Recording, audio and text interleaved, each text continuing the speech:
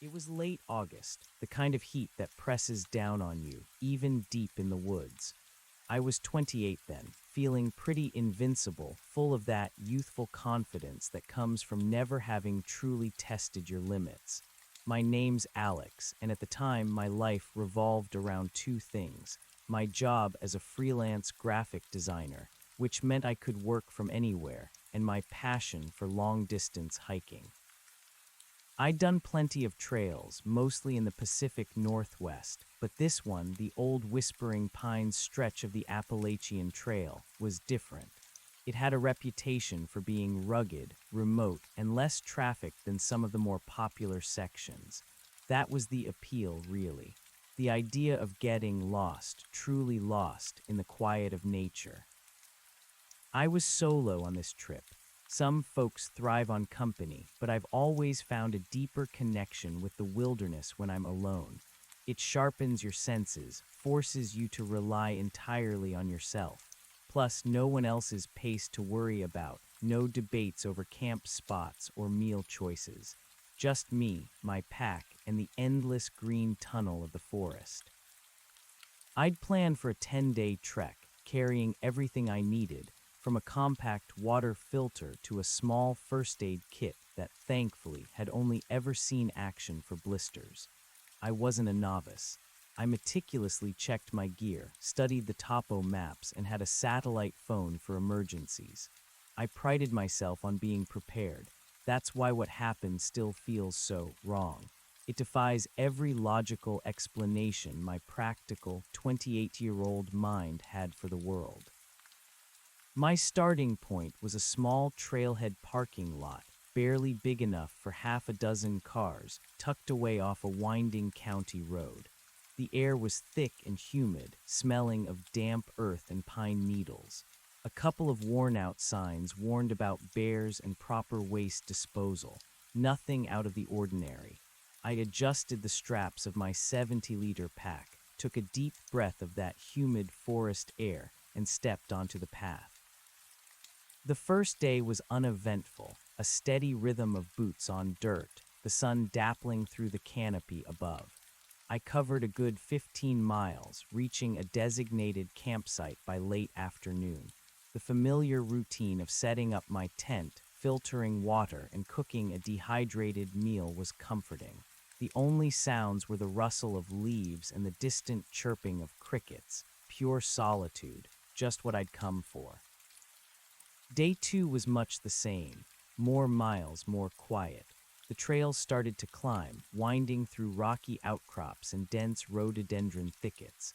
I was making good time, feeling strong, enjoying the slow burn in my thighs and the ache in my shoulders that spoke of effort well spent. Around midday, I stopped for a break by a small, gurgling stream. I pulled out a trail mix and leaned back against a moss-covered boulder, letting my eyes wander. That's when I saw it. It wasn't hidden, not really, but it wasn't obvious either. Just off the main path, carved into the rough bark of a mature oak tree, was a trail marker. Not one of the standard blazes painted by the Park Service, those white rectangular slashes that guide you. No, this was different. It was a crude but deeply etched symbol. A circle with a stylized V pointing downwards inside it, like a simplified arrow or a bird's footprint. It looked ancient, the edges of the carving softened by time and weather, but still distinct. It definitely wasn't on any of my maps, and I'd never seen a symbol like it used by any trail association. My first thought was, that's odd. Some old survey marker, maybe, or just a random bit of vandalism. I took a quick photo with my phone, more out of curiosity than anything else, then shrugged it off. The woods are full of strange little things if you look close enough. I finished my snack, packed up, and continued on my way, pushing those 10 miles before making camp. The third morning broke with a heavy mist clinging to the trees, making the forest feel even more enclosed and ancient.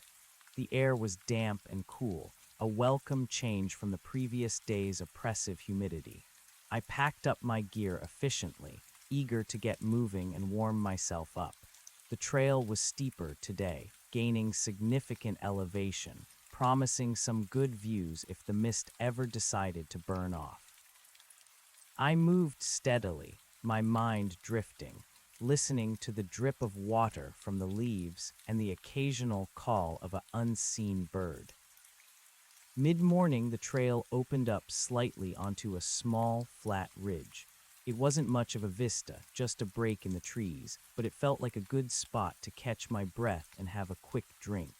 I leaned against a thick tree trunk, pulling my water bottle from its side pouch. As I scanned the immediate area, checking my bearings on the map, my eyes snagged on something familiar, too familiar. Carved into the bark of an old, gnarled beech tree, barely 20 feet off the main path, was the exact same symbol.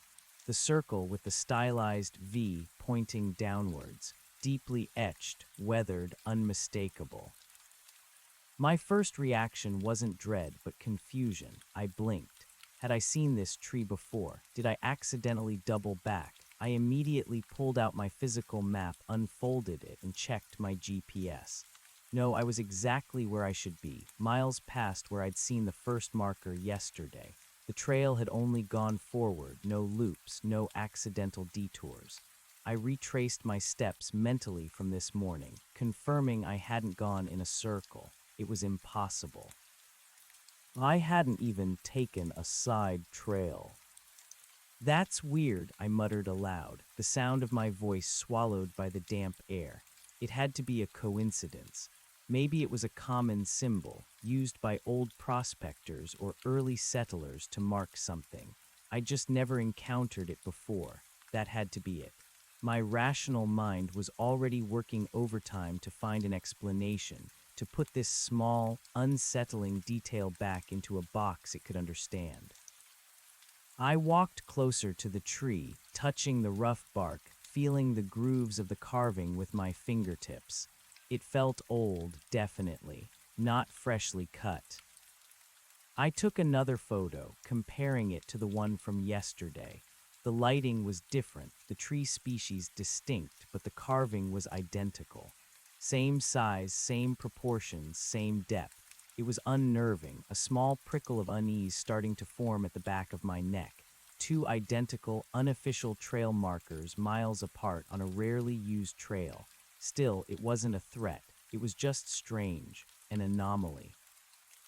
My rational brain insisted it was nothing more than a curious coincidence, probably just a forgotten mark from some long-gone survey team. I needed to keep moving. The day was still young, and I had miles to cover. I shook my head, took a long swig of water, and pushed forward, the unsettling image of the duplicated symbol lingering at the edge of my thoughts. The forest, which had felt so comforting just moments before, now seemed to hold a subtle, new kind of silence. The quiet that followed felt heavier, like the mist itself had absorbed all the ambient forest sounds. My attempts to rationalize the duplicated trail marker were flimsy, even to me. Coincidence, I'd repeated to myself, but the word tasted hollow.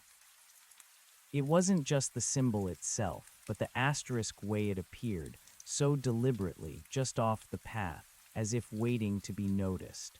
My mind, usually so clear and focused on the practicalities of hiking, kept circling back to it. As I pushed on, the trail continued its slow ascent. The ground was softer here, carpeted in pine needles and damp earth, making my footsteps almost silent. The mist hadn't fully lifted, keeping the sunlight diffused and eerie, painting the forest in shades of gray and muted green. Every snap of a twig, every rustle in the undergrowth that might normally go unnoticed, now seemed amplified, causing me to tense, my head swiveling. I knew it was just my imagination, a heightened awareness brought on by that odd marker, but the feeling persisted. The wilderness, which had always felt like a sanctuary, now had a subtle edge to it, like a wild animal that had just shifted its weight in the shadows. Around noon, I reached a stretch of trail that snaked along a steep incline, hugging the side of a rocky bluff. To my right, the ground dropped away sharply into a dense valley. To my left, the sheer rock face rose, dripping with moss and small ferns. It was a beautiful, dramatic section, but also one that demanded focus. I was carefully picking my way over a section of loose scree when I felt a peculiar chill, despite the day actually warming up. It was an internal chill, the kind that prickles your skin and raises the hairs on your arms, not from temperature but from an inexplicable sense of being watched. I stopped dead listening. The only sounds were the distant, faint buzz of insects and the drip of water from the bluff, nothing else. No footsteps, no snapping branches, no animal calls. The silence was almost profound, an unnatural absence of sound in a place that should be teeming with life. I slowly turned, scanning the trail behind me, then the dense woods to my right, then the rocks above. Nothing, just trees, rocks, and mist. "Hello," I called out, my voice sounding weak and thin in the vast quiet. No response. My rational mind kicked in again. "You're just spooked, Alex. You're alone in the woods. It's easy to let your imagination run wild." I took a deep breath, trying to calm the sudden thumping of my heart. It had to be just the isolation getting to me, playing tricks on my senses. But the feeling lingered, a cold hand on my spine that wouldn't let go. It was more than just being watched. It felt like a presence, a stillness that was too deliberate. I resumed hiking, but my pace had quickened, my head now swiveling constantly, my eyes darting into the shadows beneath the trees.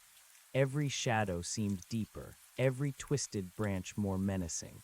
I found myself checking behind me more often than forward, my senses screaming that something was wrong, even though I saw nothing. The eerie silence continued to follow me, a blanket that seemed to muffle even the sound of my own footsteps.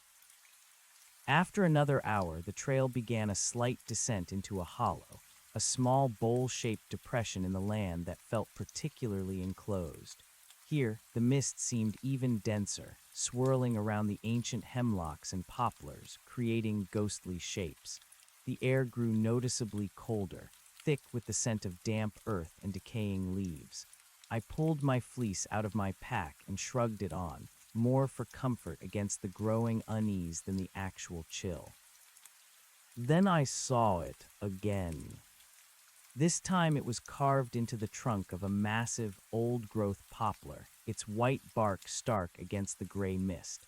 The same symbol, the circle with the downward-pointing V. This one was closer to the trail, almost daring me to ignore it. The carving looked identical to the previous two, same depth, same age, same peculiar design. It wasn't a fresh cut, but it stood out, a stark, impossible detail in the muted landscape. My breath hitched. This wasn't a coincidence. This wasn't some widespread, forgotten symbol. I had hiked forward for miles through changing terrain, and this specific, unofficial marker kept appearing. It was behind me, always behind me.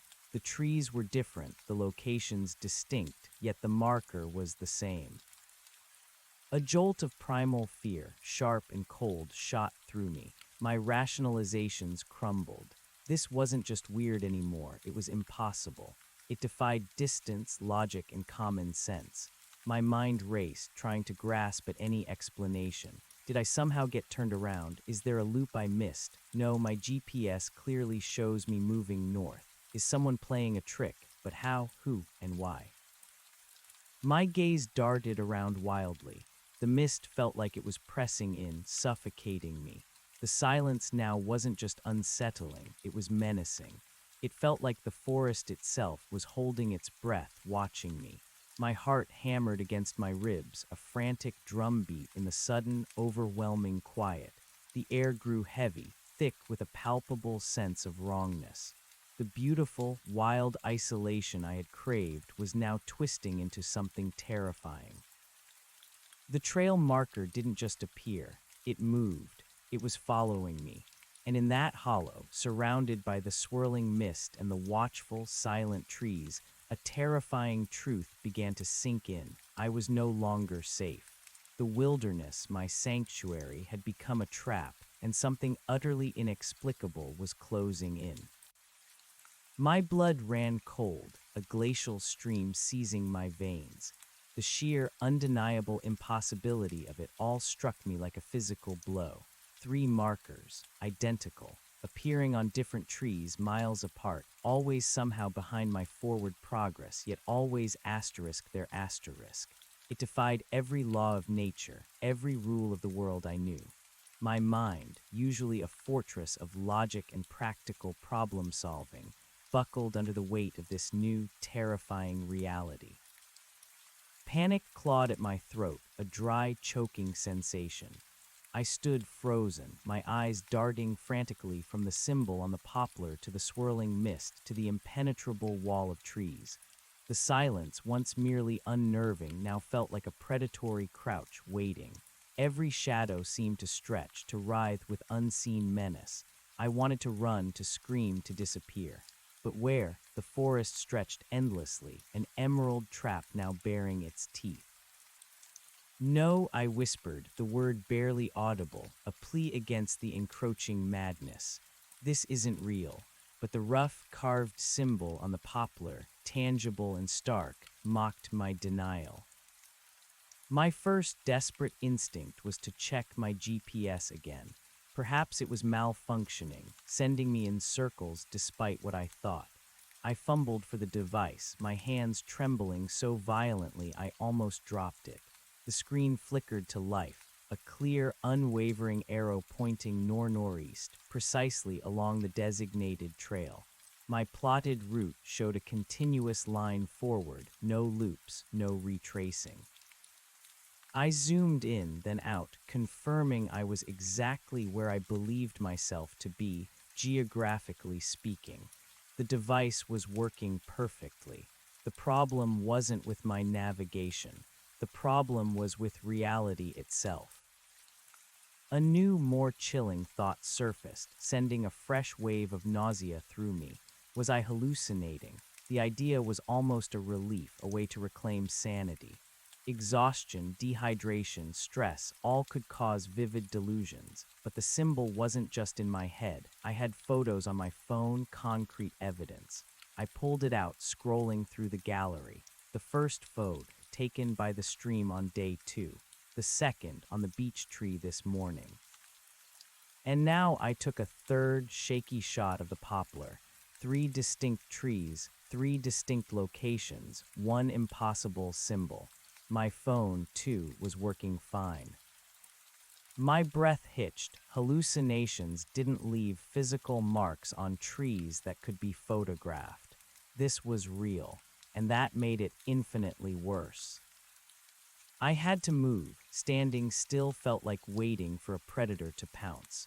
But which way? Forward, deeper into the unknown where these markers seemed to appear, or back, retracing my steps, only to potentially find the markers there, waiting, multiplying. The thought of encountering one of them as I retreated, knowing it had asterisk moved or asterisk reappeared in a place I'd already passed, was paralyzing. But the alternative, staying here, was unthinkable. The hollow felt like the bottom of a well, dark and suffocating. The mist was thickening, swirling closer, like a living thing. I chose forward, the only direction that offered a semblance of progress, a desperate hope of escaping whatever this was. My pace was no longer the steady, rhythmic stride of a confident hiker. It was a frantic half-trot, half-stumble. My eyes darted from side to side, constantly sweeping the trees, dreading and anticipating the sight of another symbol. Every shadow seemed to coalesce, every twist of bark to morph into the dreaded circle and V. My heart hammered against my ribs, a relentless drumbeat of fear. The silence of the forest was no longer peaceful. It was a roaring void, amplifying the sound of my own ragged breathing and the frantic crunch of leaves beneath my boots. The feeling of being watched intensified, pressing in on me from all sides. It wasn't just a prickle on my skin anymore. It felt like a physical presence, a cold, focused gaze boring into the back of my head, then shifting to my flank, then just beyond the periphery of my vision. I whirled around several times, my pack swaying wildly, expecting to see what, a shape, a shadow, nothing. Just the endless, indifferent trees shrouded in mist. Yet the presence remained, cold and heavy. I kept pushing, driven by an almost animalistic need to put distance between myself and the poplar, between myself and the impossible. The trail began to climb again, steeply this time, winding through a labyrinth of massive, ancient hemlocks. Their branches, thick with needles, intertwined overhead, creating a dense, perpetual twilight even in the middle of the day. The mist, filtered through this dark canopy, gave the whole area an otherworldly, sepulchral feel. My lungs burned, my legs ached, but I dared not slow. Every muscle was tensed, ready to spring, though I had no idea what I was preparing to fight or flee from. My satellite phone, usually a comfort, now felt like a useless trinket. Who would I call? Hello, I'm being followed by impossible, carved symbols in the woods. They'd send a rescue team for a mental evaluation, not for actual help against this. Then the whispers started. At first, I dismissed them as the wind or the rustling of leaves, but there was no wind down in this shadowed, still pocket of the forest, and the sounds were too faint, too deliberate. A low, murmuring hum just at the edge of hearing, like distant voices too garbled to understand. They seemed to come from everywhere and nowhere, swirling around me, an auditory manifestation of the oppressive silence. I stopped abruptly, holding my breath, straining to hear. The whispers died, total silence. Then, as soon as I took a tentative step forward, they returned, a spectral chorus, just out of reach of my comprehension. It was like standing at the threshold of a crowded room, hearing the indistinct murmur of conversations, but unable to discern a single word. My blood ran colder. This wasn't just a feeling anymore. It was sensory. "Who's there?" I shouted, my voice hoarse, cracking. It was a desperate, foolish question, but I couldn't help myself. The whispers ceased instantly. The silence that followed was absolute, deeper and more menacing than before. It felt like the entire forest had collectively held its breath, listening to my foolish outburst. I resumed my hurried march, forcing myself to ignore the phantom voices. Or at least try to. They continued to tease the edges of my hearing, a constant, low thrum that raised the hairs on my arms. I felt like I was losing my mind, slowly but surely, isolated in this primeval, haunted woods. My water was running low, and I needed to refill. A small stream was marked on my map about an hour ahead. It felt like an impossible distance. My energy was rapidly depleting, not just from the physical exertion, but from the relentless, soul-crushing fear. I kept my eyes peeled for any sign of a water source, my rational survival instincts warring with the escalating terror. After what felt like an eternity, the trail mercifully began to descend again, leading me into a narrow ravine. The air grew damp and cool, and I could hear the faint gurgle of water. Relief, pure and unadulterated, washed over me for a brief moment. A stream, life-giving water. I scrambled down the bank to the water's edge, my pack thudding to the ground. My hands were shaking as I pulled out my water filter, but the need for water was paramount. I knelt, scooping the clear, cold stream water into my bottle, attaching the filter, and began to pump. The rhythmic asterisk thump-thump of the pump was a small, comforting sound of normalcy. As the bottle slowly filled, I allowed myself to look around, to briefly let my guard down, to enjoy the simple act of hydration. The ravine was steep-sided, choked with rhododendron and mountain laurel. Sunlight struggled to penetrate the dense canopy, leaving the stream bed in perpetual shadow. It was a secluded, beautiful spot, a small pocket of nature untouched. And then I saw it. It wasn't on a tree this time. It was etched into a large, flat slab of gray rock that formed part of the stream bed, partially submerged in the flowing water. The same symbol. The circle with the downward pointing V. The water flowing over it had polished the rock smooth, but the carving was deep, unmistakable, defiant. My heart seized. It wasn't just trees now. It was the very earth beneath my feet. This wasn't just following me. It was asterisk everywhere. It was embedded in the landscape itself. I stared at it transfixed, the water filter forgotten in my hand. The whispers intensified then, no longer distant murmurs, but a cacophony, rising in volume, swirling around me. And for a terrifying second, I thought I heard a word, or a sound that was almost a word, deep and resonant, like something ancient stirring from a long sleep. It was a sound that didn't belong to any language I knew, a vibration more than a sound that seemed to pass through my bones. I scrambled back from the stream, tripping over my own feet, landing hard on my backside. Pain shot through my tailbone, but I barely registered it. All I could see was the symbol, shimmering beneath the water, a malevolent eye in the depths. This was no longer a curious phenomenon. This was deliberate. This was personal. Someone or something was orchestrating this, leading me, perhaps even luring me. But to what and why? My mind screamed. Every instinct shrieked at me to flee. I snatched up my half-filled water bottle, shoving the filter haphazardly back into my pack. I didn't care about the pain in my back or the burning in my lungs. I just had to get away. I clambered back onto the trail, abandoning the ravine. My legs, despite their exhaustion, found a new surge of adrenaline-fueled strength. I ran. I ran as I had never run before, a wild, panicked sprint through the dappled, misty forest. The whispers surged with me, a tide of indistinct voices pressing in, mocking my flight.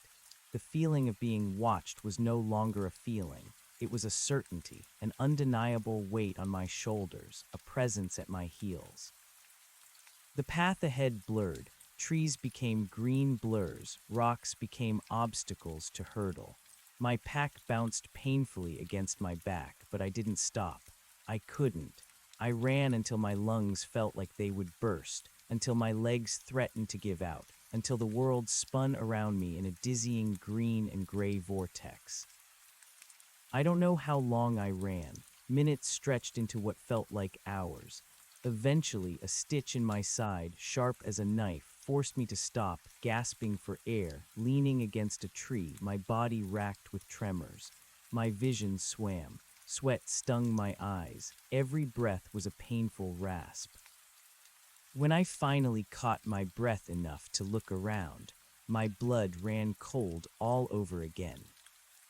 The forest had changed. It was subtle at first, almost imperceptible. The trees here seemed older. Taller, their trunks thicker, their branches more gnarled and ancient. The undergrowth was denser, a tangled, primeval mass of ferns and dark, unfamiliar plants. The light, even through the mist, seemed different too. It was dimmer, somehow heavier, like the air itself had solidified. And the silence, it wasn't just quiet anymore. It was an absence of sound so profound it felt like a vacuum, sucking the very air from my lungs. No birdsong, no insect hum, no rustle of leaves. Nothing. My map, I needed to check my map. I pulled it out, hands still shaking, unfolded it, and looked at my GPS device. The small arrow on the screen still showed me moving forward, but the details on the map around me didn't match the landscape. The contour lines, the streams, the small hills, none of it looked right. There should have been a ridge to my left, a prominent rock outcrop. Instead, there was just an endless, sloping wall of dark, ancient trees. Panic gave way to a cold, sinking despair. I wasn't just being followed, I was lost. Irreversibly, completely lost, despite my GPS showing me on the correct path. It was as if I had stepped off the map, out of the known world, and into a place that simply shouldn't exist. I tried to backtrack to find the trail, any trail, but the path I had just run down had vanished. It wasn't just overgrown, it was gone. The ground was now a uniform carpet of thick, dark moss, broken only by roots like ancient serpents. There was no distinct footpath, no worn earth. It was as if the forest had simply closed in behind me, erasing my passage.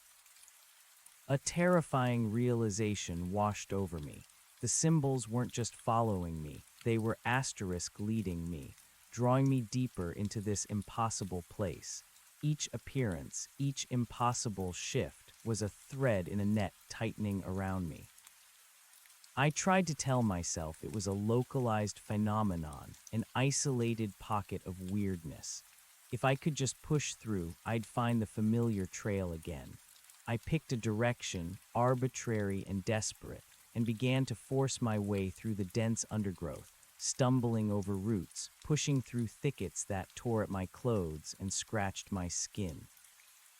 The whispers returned, louder now, no longer just murmurs, but almost distinguishable sounds, like a chorus of low, guttural voices speaking in unison, just beyond my understanding. They seemed to echo the rhythmic asterisk thump, thump of my own pounding heart. My terror was complete. I was no longer Alex, the confident, prepared hiker. I was just a raw, terrified animal caught in a snare. The light continued to fade, even though it couldn't have been later than mid-afternoon. The canopy overhead was so thick, so dense with interlocking branches and dark, heavy leaves, that it created an eternal twilight. The air grew colder, and a new scent began to permeate the woods, not just damp earth and pine, but something else, something metallic and strangely sweet, like old blood mixed with decaying flowers. It was sickly, cloying, and intensely unsettling. I pushed on, my mind blurring the line between reality and hallucination. Was that a shadow moving between the trees, a flash of something pale? Was it the whispers or the rustle of my own fear-addled mind? I couldn't tell. My grip on sanity felt tenuous, a thin thread stretched taut over a chasm of madness. Suddenly a sound, clear and distinct, cut through the pervasive whispers and the heavy silence. It was an asterisk thud asterisk, a heavy dull impact, as if something large had fallen to the ground not far ahead of me. My entire body locked up, my breath caught in my throat. The whispers instantly died. The forest became utterly silent, a perfect, absolute void of sound. I stood there paralyzed, straining every nerve, every sense. What was that? An animal, a rock slide. In this impossible place, nothing felt natural. After a long moment, when my heart had hammered its way into my throat, I heard it again. A low, rhythmic thump, thump, thump. It wasn't random. It was deliberate, measured, like something heavy being dragged, or something walking. It was moving towards me. Fear, cold and absolute, washed over me, draining the last vestiges of strength from my limbs. I wanted to run, but my feet felt rooted to the mossy ground. My mouth was dry, my tongue thick. The asterisk thump, thump, thump grew closer, closer. Each sound resonated in the unnatural silence, a harbinger of something utterly horrifying. And then, through the dense foliage, I saw it. A figure. It was tall, impossibly so, and thin, almost gaunt, like a shadow stretched beyond its natural limits. It moved with a slow, deliberate gait, its limbs appearing unnaturally long. It was dark, darker than the shadows around it, like a hole punched in the dim light of the forest. I couldn't make out any features, no face, no discernible clothing, just a tall, humanoid silhouette, dark against the even darker backdrop of the ancient trees. It was not human. I knew that with a certainty that chilled me to the bone. No human could be that tall, that thin, that utterly devoid of detail. It felt wrong, anathema to everything living. The figure stopped perhaps 30 yards away, partially obscured by the thick trunks of two ancient hemlocks. It was perfectly still, like a statue carved from shadow, but I knew it was looking at me. I could feel its gaze, a pressure on my mind, a profound and ancient malevolence that stole my breath. I couldn't move, I couldn't speak. My mind screamed at me to scream, to run, to fight, but my body was locked in a paralysis of abject terror. As I stared horrified, a faint, almost imperceptible shimmer seemed to emanate from the figure, a rippling distortion in the air around it. And then, slowly, a symbol began to appear on the bark of the nearest hemlock, right beside the shadowy entity. It wasn't carved, it seemed to form, shimmering into existence like ink spreading through water, the circle with the downward V. It glowed faintly, a dull internal luminescence that pulsed once, then settled into a deep, dark etch, identical to all the others. My world tilted. The markers weren't just appearing, they were asterisk created asterisk by this. The figure then slowly, impossibly, raised one long, spindly arm. It didn't point. It simply lifted, the hand remaining a shadowy, indistinct blur. And as it raised its arm, I felt a deep, resonant asterisk thrum in the air, a vibration that went through my very bones, the same sound I had heard by the stream, but amplified 1,000-fold. The whispers returned, a deafening roar now, coalescing, forming into a single, terrifying word that resonated directly in my mind, not spoken aloud, but felt with an agonizing clarity. Lost. The word wasn't a question, it was a statement, a declaration, and it wasn't spoken with pity or curiosity. It was spoken with an ancient, predatory satisfaction. And then a new thought, colder and more terrifying than anything before it, was implanted in my mind, an intrusive foreign awareness that was not my own. It wasn't a voice, but a direct, raw impression, a knowing without words. We've been waiting. The world around me seemed to shift, to ripple. The shadows deepened, the ancient trees seemed to lean in, their branches like grasping claws. The metallic sweet scent intensified, becoming suffocating. My vision began to narrow, the edges of my sight darkening, closing in. My knees buckled. The strength left my body completely, as if drained by an unseen force. I collapsed onto the mossy ground, my pack digging into my back. My head hit the soft earth with a dull thud. The last thing I saw before the darkness consumed me was the glowing, impossible symbol on the hemlock, and the tall, shadowy figure, still and silent, watching me fall, its impossible, ancient gaze burning into my very soul, and then only blackness. I woke up to a different kind of darkness. It wasn't the dense, absolute black of unconsciousness, but the pervasive, heavy dark of a night with no moon, under a canopy so thick no starlight could penetrate. The air was frigid, biting at my exposed skin. I shivered uncontrollably, not just from the cold, but from the memory of that figure, that word, that crushing presence.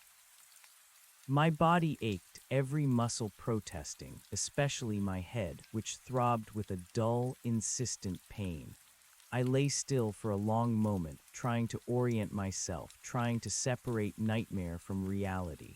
But the oppressive silence, the frigid air, the strange scent, all confirmed it. It hadn't been a dream. I tried to push myself up, but my limbs felt heavy, unresponsive. A wave of nausea washed over me, and I sank back down, my breath coming in shallow, ragged gasps. My mouth was dry, my throat raw. I was disoriented, confused. How long had I been out? Hours, days. My hand instinctively went to my hip, where my satellite phone was usually clipped. It wasn't there. My heart leaped into my throat. I fumbled around in the dark, my fingers frantically searching the mossy ground around me. Nothing. My pack. Where was my pack? Panic, fresh and potent, surged through me. My pack, my lifeline, contained all my gear: water, food, first aid, shelter. Without it, I was utterly helpless. I tried to call out, but only a dry croak emerged. I forced myself to sit up, bracing my hands on the ground, pushing through the dizziness. My eyes, slowly adjusting to the profound darkness, began to discern faint shapes: the massive, looming trunks of the ancient trees, their branches a tangled black lace against the slightly less dark sky. I scanned the immediate area, a desperate, frantic search, and then a few feet away I saw it. Not my pack, but something else, something that made my blood run cold. There, upright and impossibly perfect in the absolute blackness, was one of the wooden trail markers. Not a carved symbol on a tree or rock, but an actual, standard-looking wooden post, the kind hikers often use to mark turns or points of interest. But this one was different. It wasn't painted with a standard white blaze. Instead, carved deeply into its aged, weathered wood was the symbol, the circle with the downward V. It wasn't glowing now, but it was unmistakably there, stark and terrible, a dark stain against the lighter wood, and beneath it, another carving, smaller but equally precise, a single word. Threshold.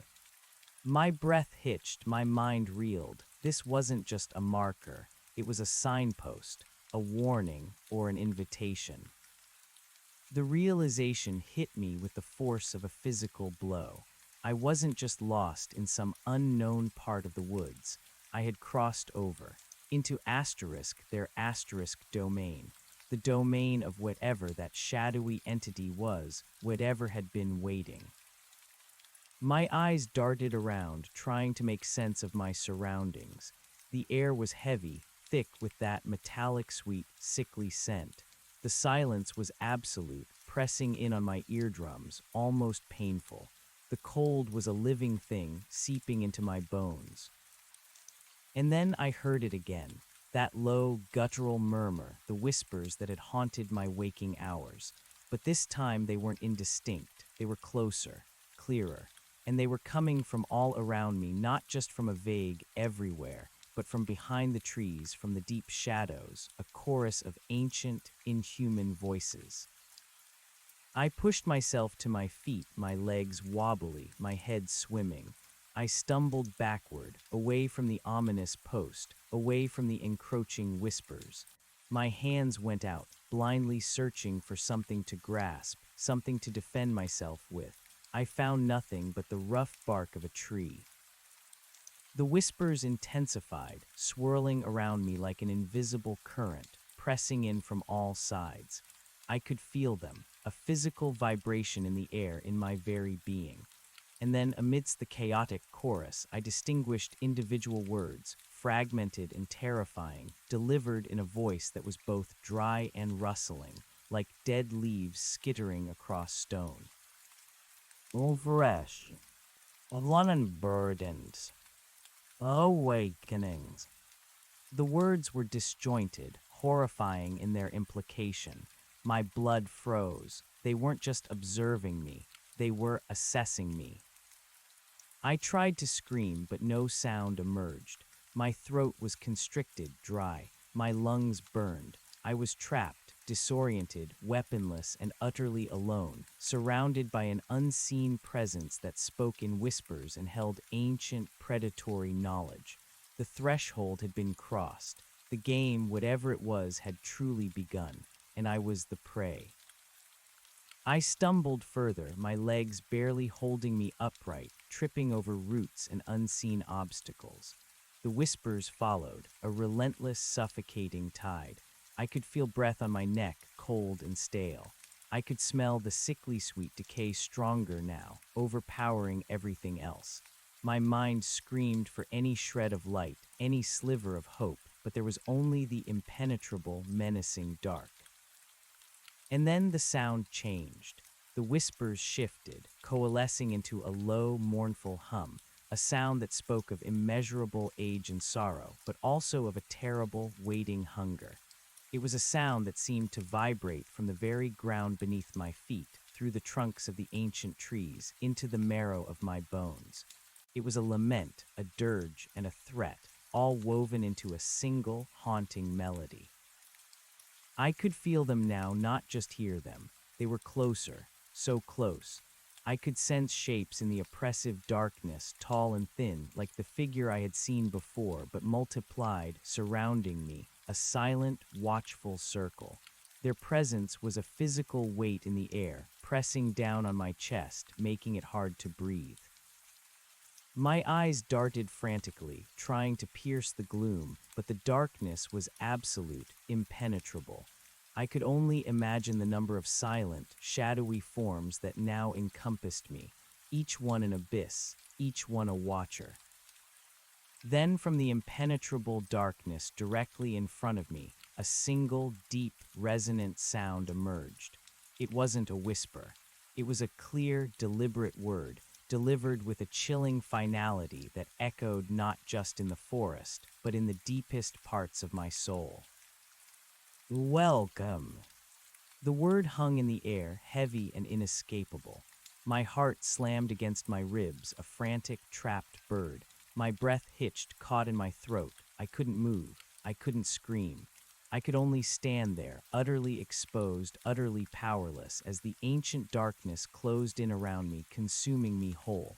This was the end of the trail, the beginning of something else, something far, far worse. The word welcome echoed, not just in my ears, but in the very marrow of my bones, a vibration that resonated with a profound, chilling finality. It wasn't a greeting, it was a pronouncement, a sealing of my fate. My vision, already narrowed by terror, finally snapped shut. I felt a dizzying pull, as if the ground beneath me had dissolved, and I was falling into an endless, suffocating void. The metallic sweet, decaying scent intensified, filling my lungs, my very being, until I felt I might drown in it. Then a crushing pressure, not physical but atmospheric, pressed in on me from all sides, and the world dissolved into an absolute, chilling blackness, a silence so profound it felt like the end of all things. When I next became aware, it wasn't with a jolt, but a slow, agonizing crawl back to consciousness. My body was an unfamiliar landscape of aches and pains. My head throbbed, a dull, insistent drumbeat behind my eyes. My limbs felt heavy, weighted, as if bound by invisible chains.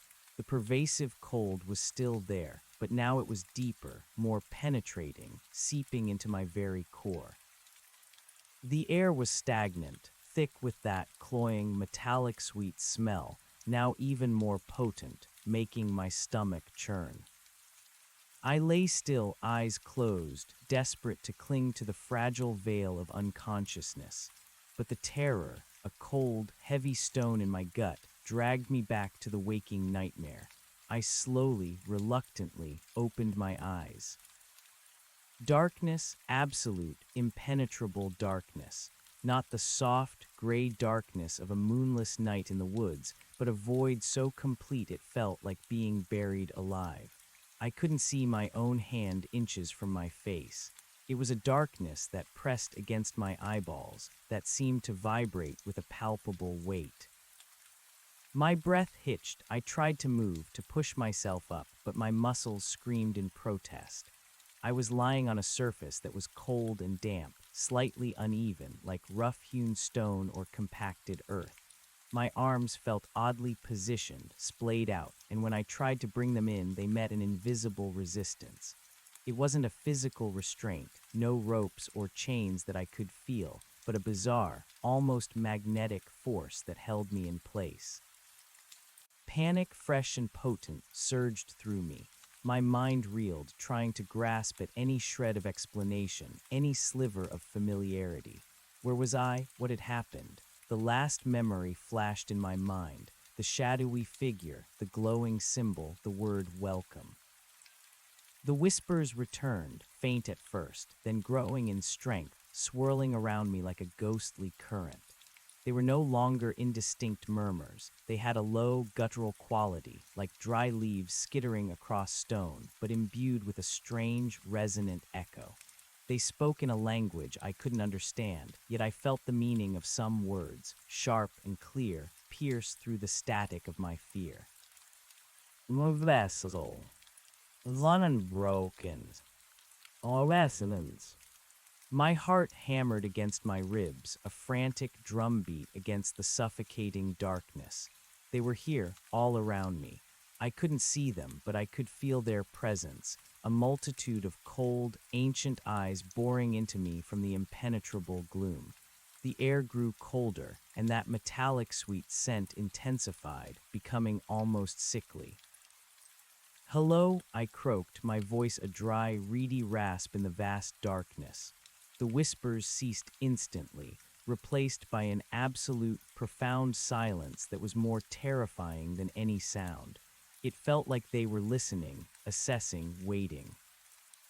I tried to flex my fingers, to curl them into a fist. They responded sluggishly, heavy and numb. My pack was gone. My satellite phone, my water filter, my knife, all gone. I was utterly vulnerable, stripped bare of all my tools and defenses. The silence stretched, a palpable, oppressive weight. Then a new sensation. A faint internal luminescence began to bloom in the darkness directly above me. It was a soft, pale green light, pulsating with a slow, deliberate rhythm like a monstrous heartbeat. As my eyes adjusted, I saw it. The symbol, the circle with the downward V. It was huge, stretched across an impossibly high, vaulted ceiling, glowing with that eerie, sickly green light. The light pulsed, growing brighter with each beat, casting long, distorted shadows that seemed to writhe and stretch across the unseen walls. Now I could begin to discern my surroundings. I was in a vast cavern, a space so immense that the green light struggled to fully illuminate its farthest reaches. The walls were rough-hewn, carved from dark, unidentifiable rock, streaked with strange, phosphorescent veins that glowed with a faint, unearthly blue. The ceiling arched high above, lost in shadow except for the central, pulsating symbol. I lay on what appeared to be a raised platform, also carved from the same dark stone, polished smooth in places but rough and uneven in others. It was cold, so cold and damp, as if I were lying on the bare earth itself. As the green light pulsed again, stronger this time, the shadows shifted, revealing forms at the periphery of the cavern. Tall, thin silhouettes, darker than the shadows they inhabited, standing perfectly still, like sentinels carved from the very darkness. The figures I had seen in the forest, many of them, surrounding the platform, observing. Their sheer numbers were overwhelming, a silent, watchful host. My breath caught in my throat. I squeezed my eyes shut, desperate for the terror to be a nightmare, a delusion. But the cold, the smell, the impossible light, the chilling presence, it was all too real. When I opened my eyes again, the green symbol pulsed, and one of the shadowy figures took a step forward. Its movement was slow, deliberate, unnaturally fluid, like a ripple in dark water. It was taller than any human, its limbs impossibly long and slender, devoid of any discernible features.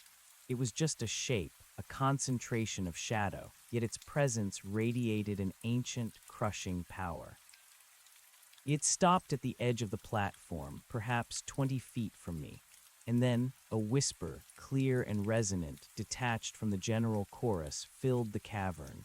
It was the same dry, rustling sound, but now it seemed to emanate directly from the figure, though no mouth moved, no body shifted. "You were drawn." The words resonated directly in my mind, cold and precise, not a voice I heard with my ears, but a thought implanted directly, bypassing my senses. My blood ran colder. It knew. It had orchestrated this. What are you? I managed to croak, my voice barely a whisper, thick with fear and disuse. The figure remained motionless, a silent, dark obelisk. The green symbol above pulsed, and the whispers of the other entities around me surged, a chaotic chorus of indecipherable words, punctuated by those sharp, unsettling fragments. Low pattern, awakenings, unmaking. The figure at the platform's edge raised one long, spindly arm, not pointing at me, but gesturing vaguely upwards towards the glowing symbol. The path always reveals. The words were slow, deliberate, each one a hammer blow to my fragile sanity. You followed.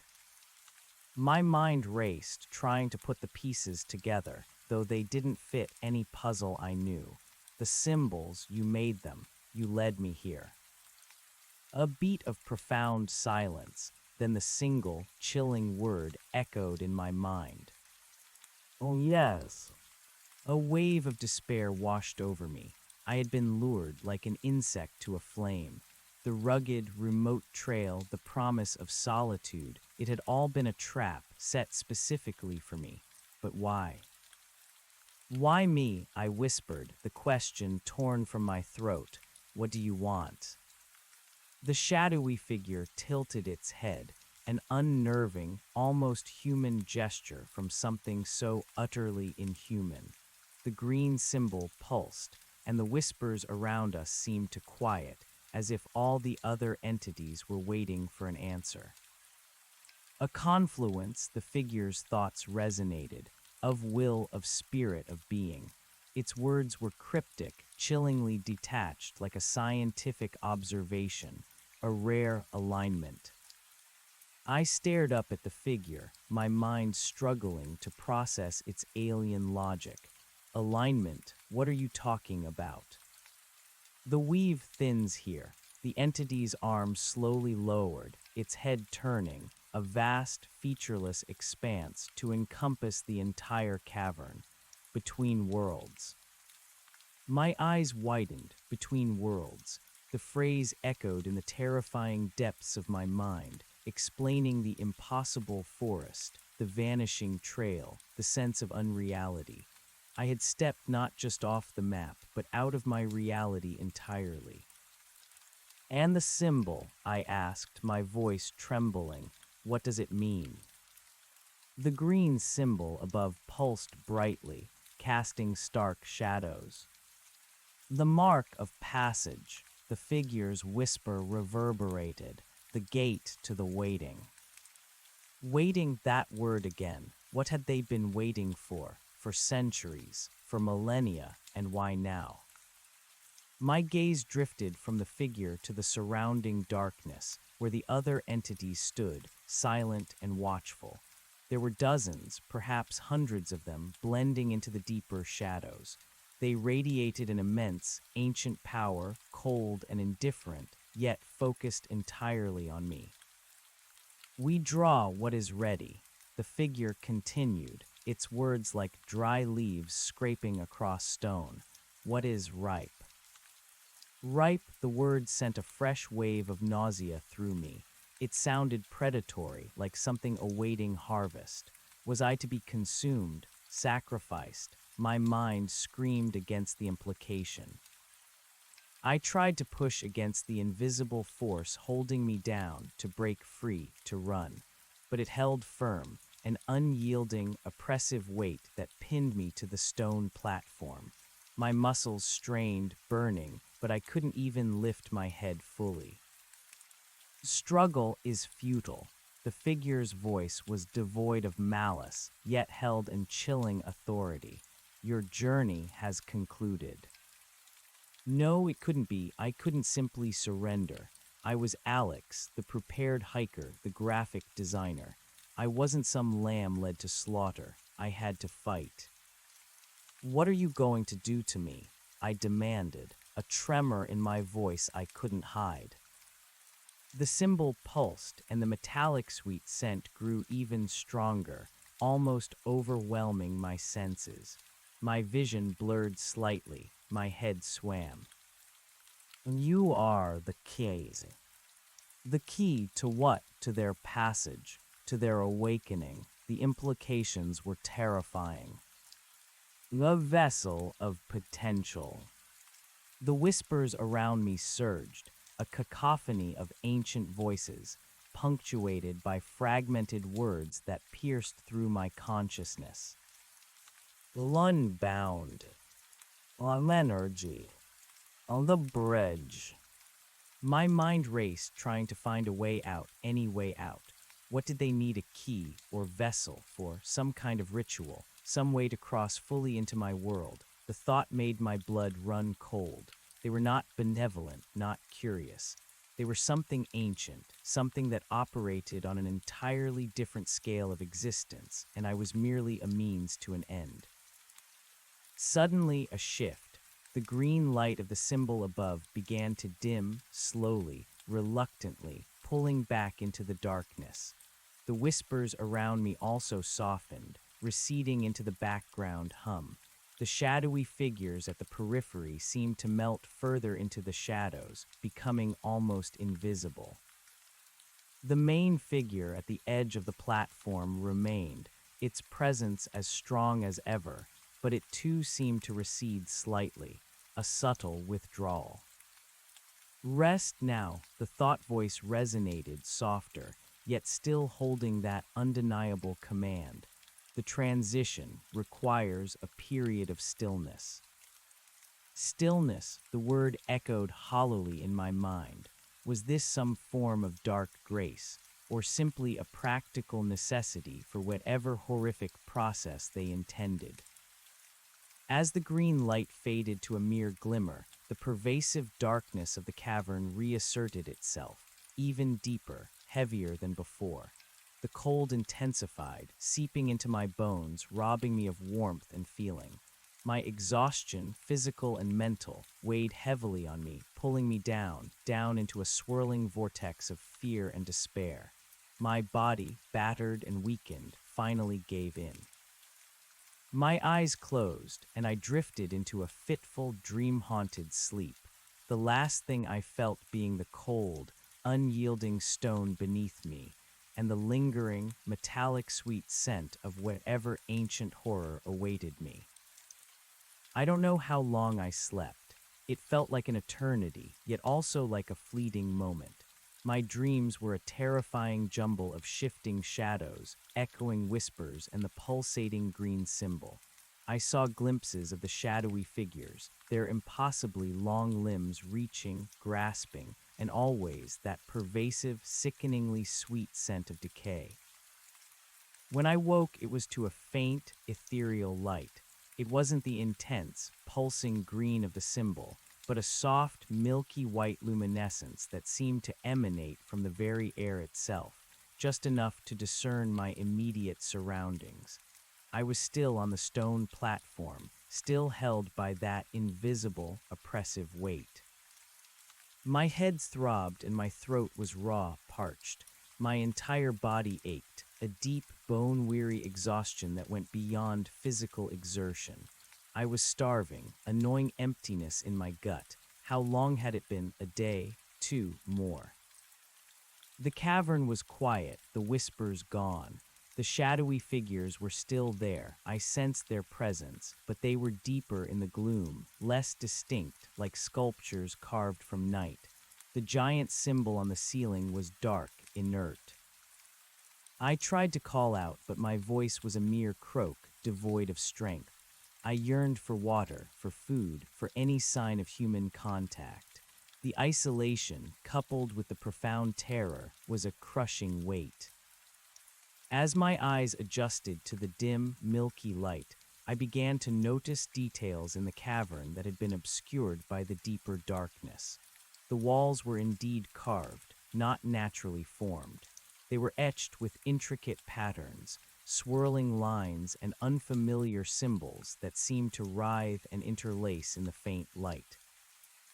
And among these alien glyphs, I saw it again and again, the circle with the downward V, repeated countless times, woven into the larger, more complex tapestry of the carvings. It was their alphabet, their language, their mark. My gaze traveled upwards towards the high, vaulted ceiling. As the light shifted, I noticed strange formations clinging to the rock, like enormous, calcified cocoons or nests, hanging down like morbid chandeliers. They were dark, leathery, and unnervingly still. They were too large to be anything natural, too regular in their spacing. They looked organic and ancient. A flicker of movement caught my eye, deep within the gloom at the far end of the cavern. A subtle shift in the shadows. My heart leaped into my throat, one of them. This one was different. It wasn't as tall or gaunt as the others. It was still shadowy, but seemed smaller, almost squatter. And it was moving with a purpose, gliding silently across the cavern floor towards the platform. As it drew closer, the milky light seemed to intensify around it, allowing me to discern more detail, though still not a face, not true features. Its form was less elongated, more compact, its limbs thicker like gnarled branches, and it carried something. My eyes strained in the dim light. It was a bowl, carved from the same dark stone as the platform and filled with a liquid that gleamed faintly in the ethereal light. As it approached, the metallic sweet scent intensified, wafting from the bowl. My stomach clenched, but also, paradoxically, my body cried out for sustenance, for hydration.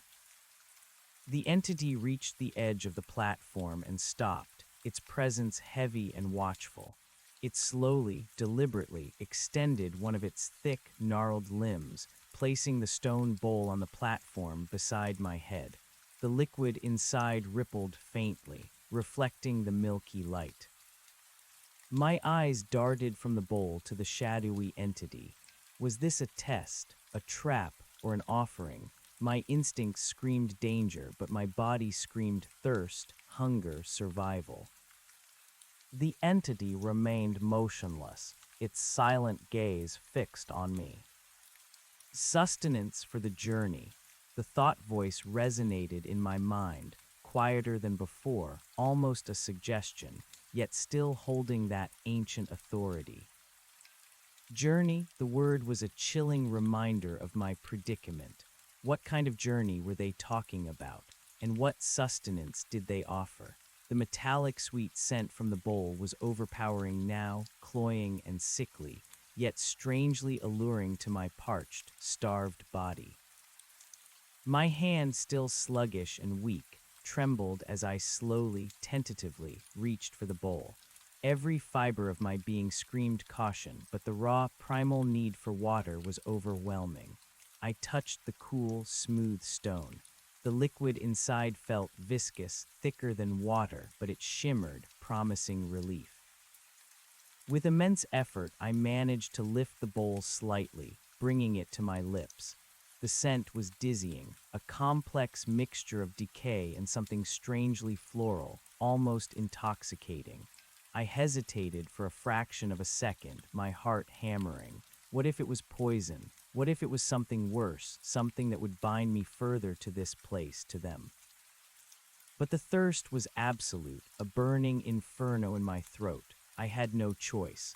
I tipped the bowl, and the liquid, cool and surprisingly smooth, flowed into my mouth. It tasted strange, sweet, overpoweringly so, with an underlying bitterness and that strong metallic tang. It wasn't unpleasant, not exactly, but utterly alien, like nothing I had ever tasted. As I swallowed, a warmth spread through my chest, then through my limbs. It wasn't a comforting warmth, but an unsettling, almost electric current that pulsed beneath my skin. My muscles, which had been stiff and unresponsive, began to loosen. My head cleared slightly, the dull ache receding. My vision sharpened. It was like a potent elixir, instantly revitalizing my body, though leaving behind a peculiar, lingering aftertaste of ash and honey. I drained the bowl, desperate for every drop. The shadowy entity watched, motionless, as I finished. Then, with a slow, deliberate movement, it picked up the empty bowl. Good, the thought voice was a low hum in my mind. The strength is needed. Strength for what? I tried to ask, but before I could formulate the question, the entity turned and glided silently back into the gloom, melting away into the deeper shadows as quickly as it had appeared. I was alone again, left with the lingering taste of the strange liquid and the unsettling resurgence of energy. My body felt oddly charged, a buzzing beneath my skin, almost too vibrant for the desolate surroundings. The metallic sweet scent still hung heavy in the air, a constant reminder of their presence, of the unknown. I tested my limbs again. This time with newfound strength, I managed to push myself up slowly, painfully into a sitting position. The invisible weight still pressed against me, preventing me from standing, but I could move more freely, could adjust my position on the cold stone. I looked around the cavern, my enhanced vision piercing the milky light, noticing more details now. The floor of the cavern was not smooth, but riddled with fissures and cracks, some glowing faintly with the same blue phosphorescence as the walls. In places, strange, fungal growths clustered in the crevices, dark and leathery, resembling petrified coral. The air was still and heavy, devoid of any natural current, yet I felt a faint, almost imperceptible vibration beneath the stone, a low hum that seemed to resonate from the very earth. My eyes swept over the walls, following the intricate carvings. They seemed to tell a story, an alien narrative unfolding in abstract symbols and interwoven lines. I saw figures, shadowy and elongated, much like the entities themselves, depicted in various poses, some seemingly worshipping the central V symbol, others engaged in strange, incomprehensible acts. It was a history, a mythology, rendered in stone, depicting their world, their existence, their purpose. My gaze returned to the giant, inert symbol on the ceiling. It was vast, easily 50 feet across, dominating the entire space. It was not merely painted or etched, but seemed to be an integral part of the rock itself, a natural formation that had been revealed or perhaps grown. A new thought, chilling in its clarity, pierced through my revitalized mind. This wasn't just a cavern. It was a living place, a temple, a nest, and I was at its heart. The whispers returned then, very faintly, like the rustle of dry leaves in a distant wind, just at the edge of hearing. They were more subdued now, less frantic, almost expectant. "Well, the time draws near. Unfold." Unfold, the word resonated with an ominous sense of inevitability. Something was about to happen, something they had been waiting for countless ages, and I was at the center of it, the key, the vessel. I tried to stand again to fully test my new strength to see if the invisible restraints had loosened.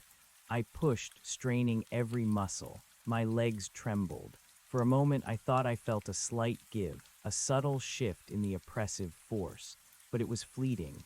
I was still bound, still trapped. My gaze fell upon the place where the shadowy entity had given me the bowl. The stone was smooth there, slightly worn, and then I noticed it. Directly beneath where the entity had stood, on the floor of the cavern, a new symbol had appeared, not carved into a tree or rock, but glowing faintly with that same sickly green luminescence. It was the circle with the downward V. It pulsed once, then settled into a steady, soft glow.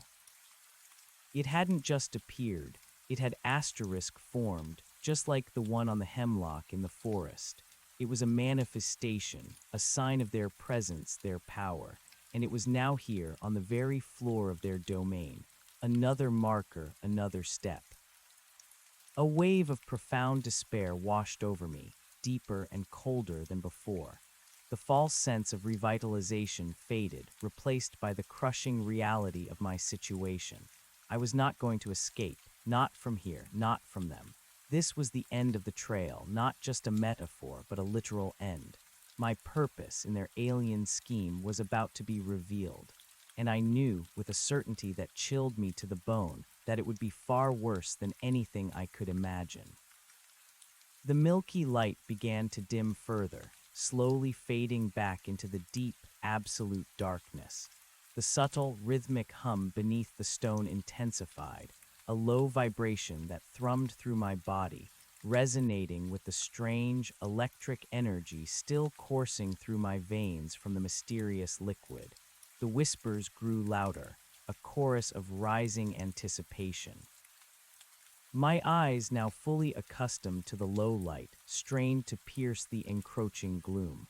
I could no longer see the distant shadowy figures, but I could feel them, their presence pressing in, a silent, expectant ring around me. The hum beneath the floor grew stronger, almost painful, a deep, resonant vibration that seemed to shake the very foundations of the cavern. The air grew heavy, thick with static electricity, causing the fine hairs on my arms to stand on end. That metallic sweet scent intensified to an almost unbearable level, filling my mouth, my nostrils, my lungs, until I felt I might suffocate. Then the colossal symbol on the ceiling above me began to glow, not with the soft, sickly green of before, but with a vibrant, blinding, white-hot intensity. It pulsed once, a flash of pure energy that momentarily obliterated my vision, searing my retinas. I cried out, a raw, primal sound, shielding my eyes with my hands, though it did little good. When my vision slowly returned, swimming with residual afterimages, the cavern was bathed in an impossible, unearthly light. The ceiling symbol glowed with a fierce, unwavering brilliance, illuminating every intricate carving on the walls, every grotesque fungal growth on the floor. The entire cavern vibrated with a deafening hum, a sound that seemed to tear at the fabric of reality itself. And then I saw them, not as shadows, but as forms revealed by the intense light. They were still tall and gaunt, their bodies thin and elongated, but now I could discern details. Their skin was like petrified wood, dark and gnarled, covered in subtle, swirling patterns that mimicked the carvings on the walls. Their limbs were jointed in unsettling ways, articulating with unnatural grace.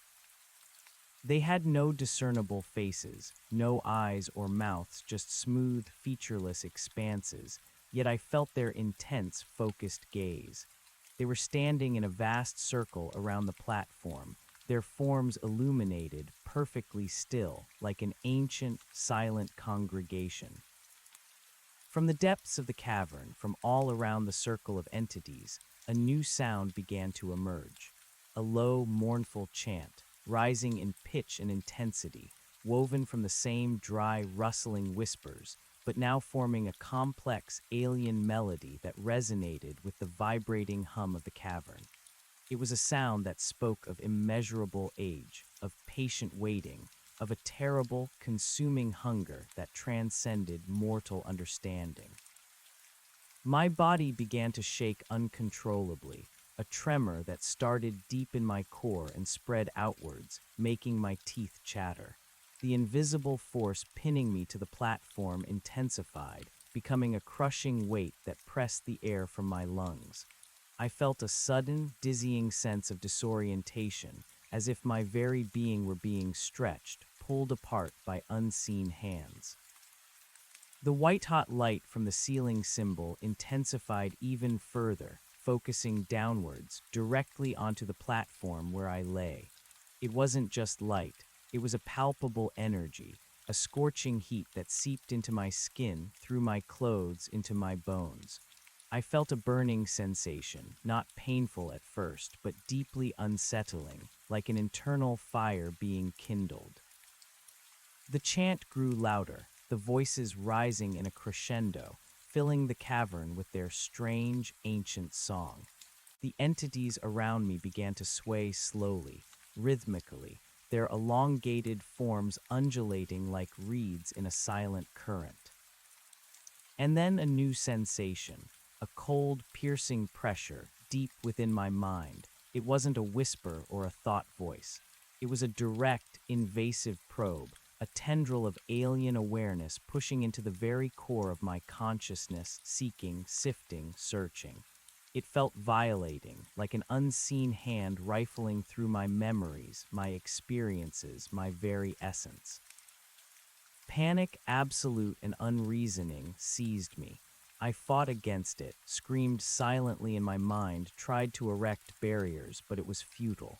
The probe was too powerful, too ancient. It bypassed my defenses, plunging deep into my being, exposing everything, stripping me bare.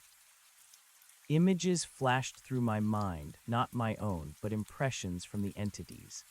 Glimpses of vast, swirling nebulae, of endless cosmic cycles, of worlds burning and reforming, of patient, infinite waiting. And then the symbol appearing again and again across countless ages, across unimaginable distances, a beacon, a pathway, a key. It was their mark, yes, but also a representation of a cosmic phenomenon, a thinning of reality, a convergence. My mind reeled under the onslaught, fractured and overwhelmed. I felt my sense of self begin to fray, the boundaries of my consciousness blurring, dissolving under the intense, invasive scrutiny. The burning light, the deafening chant, the mental violation, it was all too much. A final, desperate surge of primal instinct tore through the chaos. I couldn't just let them take me, take my mind, my spirit.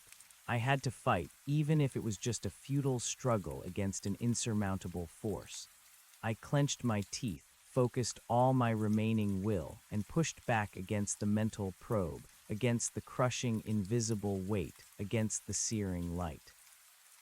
It was a tiny, insignificant resistance, a flicker of defiance against an ancient, omnipotent power. But in that moment, it felt like everything. The chant wavered just for a breath.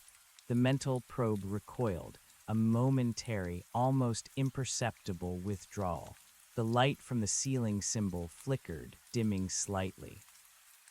A new thought voice, deep and resonant, unlike any I had heard before, filled the cavern, vibrating through my very bones. It was the voice of the collective, of the ancient intelligence that guided them all. Intriguing. The word hung in the air, heavy with an alien curiosity. It was devoid of malice, devoid of anger, yet profoundly chilling in its detached observation. The light stabilized, the chant resumed its steady rhythm, and the mental probe, though withdrawn, still hovered at the edges of my consciousness, a watchful, patient presence. They were not finished. They were merely reassessing.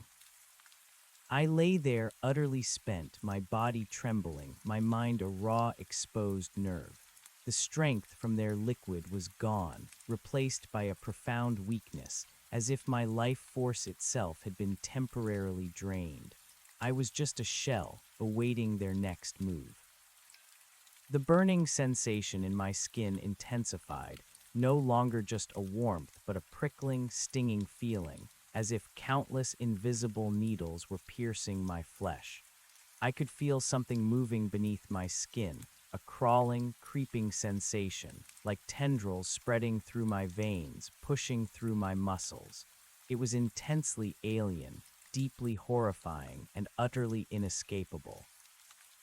My vision began to blur again, not from unconsciousness, but from the sheer overwhelming input, the internal invasion.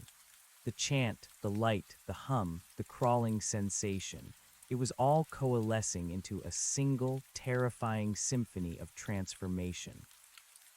I wanted to scream, but my throat was closed, constricted. I was being remade or unmade by forces beyond my comprehension. My humanity was being stripped away, molecule by molecule, sensation by sensation. The ancient, collective voice resonated again, closer now, filling my entire being. The weave strengthens.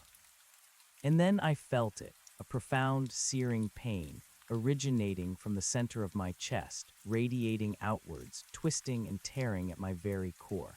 It was an agony beyond anything I had ever known, a pain that consumed all other sensation, all other thought. My body arched, spasmed uncontrollably against the invisible restraints.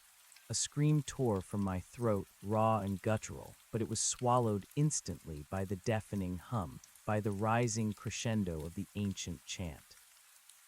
Through the haze of pain, my eyes, wide and terrified, flickered open, straining to see.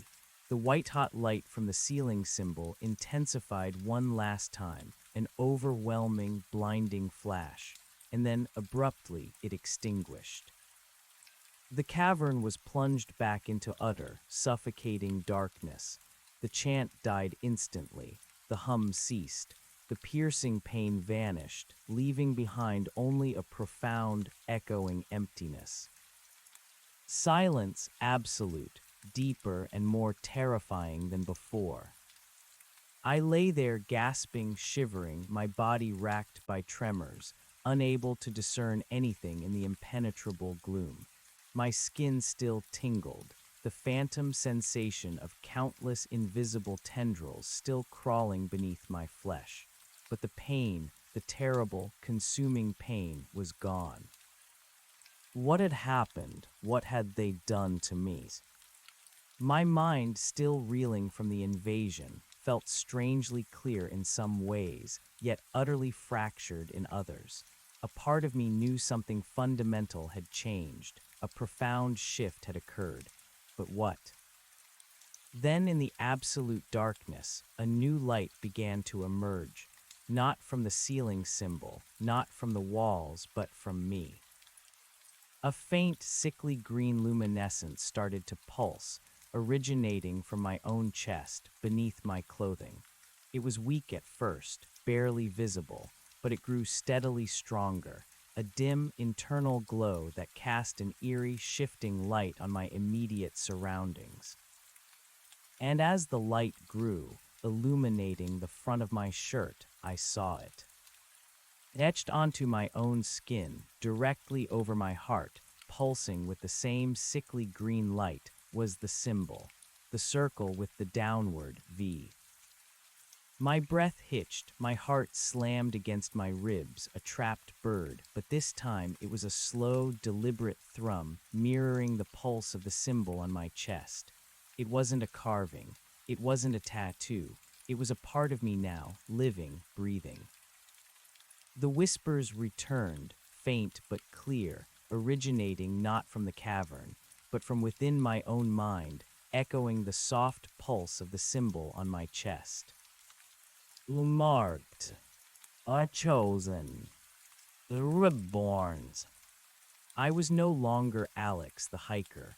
I was something else, something connected, something transformed. The threshold had not just been crossed, it had been absorbed, and I, the unwitting traveler, had been remade into a living, breathing part of it. The journey, it seemed, had only just begun. The symbol pulsed on my chest, a living, breathing part of me, mirroring the slow, deliberate thrum of my own heart. It wasn't a tattoo nor a scar. It was embedded, a source of faint, sickly green light that cast an eerie glow on my torn shirt and the rough, damp stone beneath me. The whispers, no longer external, echoed within my own mind, forming words I now understood with chilling clarity. Marked, chosen, reborn. My body still trembled, a lingering echo of the profound pain and invasive energy.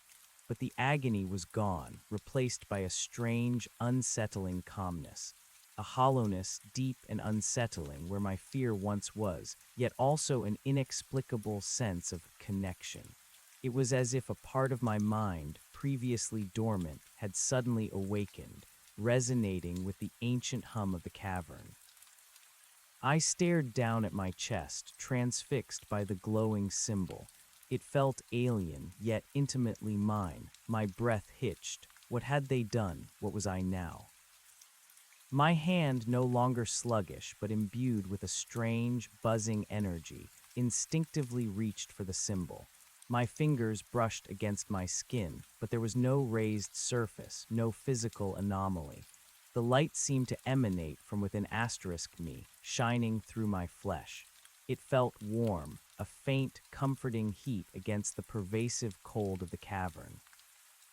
The whispers within my mind intensified, forming a coherent, if still alien, narrative. The bind broken, the shell renewed, the path open. Broken, renewed, open, what did that even mean? I tried to push myself up again to test the invisible restraints. This time there was no resistance. The oppressive weight, the magnetic force that had pinned me to the stone was gone. My muscles, which had felt like lead, now felt light, strangely elastic. With a gasp, I pushed myself up, my legs still wobbly but far from paralyzed. I stood slowly, tentatively, on the stone platform. The eerie green light from my chest cast long, dancing shadows around me. I was free, physically at least, but the freedom felt like a new, more profound kind of captivity. My eyes swept the cavern. The profound darkness still clung to the edges, but the milky light had returned, diffused and ethereal, just enough to reveal the vastness of the space. The towering, petrified wood entities were still there, forming a silent ring around the platform, their featureless forms now illuminated with a faint, internal shimmer of their own. They watched me, their collective gaze a heavy, palpable pressure. What happened to me? I asked aloud, my voice still hoarse but stronger, echoing eerily in the vastness. The entities remained silent, their forms unwavering, but within my mind the collective thought voice resonated, clear and precise. The transfer is complete. You are awakened. Awakened? Awakened to what? I demanded, the anger starting to bubble through the lingering terror. What did you do to me? What is asterisk this? I gestured wildly at the glowing symbol on my chest. A bond, an anchor. The voice was devoid of emotion, a cold, analytical statement. To the weave, the confluence. The words were still too abstract, too alien. I needed concrete answers. My mind, however, felt strangely sharper, more receptive. It was as if I could grasp the nuances of their thought speech with greater ease, even if the concepts remained baffling. I was human, I shouted, a tremor in my voice. I still am. You can't just change someone. The entities stirred, a ripple of subtle movement passing through their ranks. The hum beneath the stone intensified, a low, resonant thrum that vibrated through my bare feet. Your form remains. The thought voice was a unified chorus. Your essence enhanced, expanded, aligned. I looked down at my hands. They were still my hands, scarred from blisters, strong from hiking. I pinched my skin. It felt real. My heart beat a steady rhythm, augmented by the slow pulse of the symbol on my chest. I still felt pain, hunger, thirst, though the new, buzzing energy kept them at bay for now. I was still me, was I, but a new, terrifying layer had been added. Why me? I whispered, the desperation returning. Why did you choose asterisk me? The resonance, the singular intent.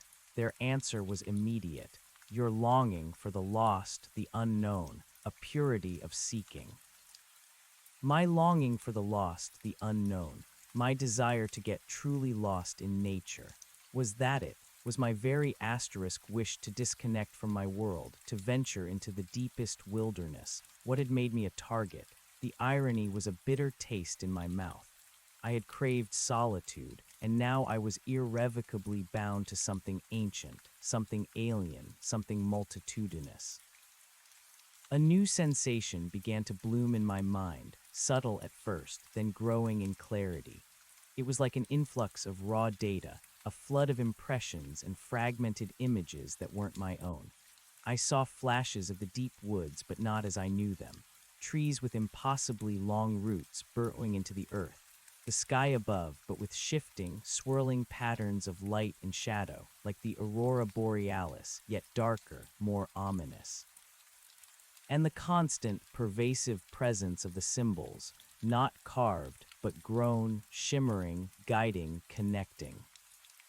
You see through our eyes, the thought voice echoed, confirming my terrifying realization. The weave unveiled. The weave, they kept using that word. It must be their term for the interconnectedness of their reality, the hidden layers of existence that I could now, somehow, perceive. I looked around the cavern again, and the details seemed sharper, deeper. The intricate carvings on the walls now appeared to pulse with a faint internal energy, as if the stories they told were alive, waiting to be read. The dark, leathery cocoons hanging from the ceiling seemed to shimmer, their surfaces subtly shifting. The cracks in the floor, glowing with phosphorescence, appeared to lead to unimaginable depths. The entities themselves, no longer just shadowy forms, seemed to possess a deeper texture, a subtle, undulating surface that mimicked the gnarled bark of ancient trees, yet was undeniably organic.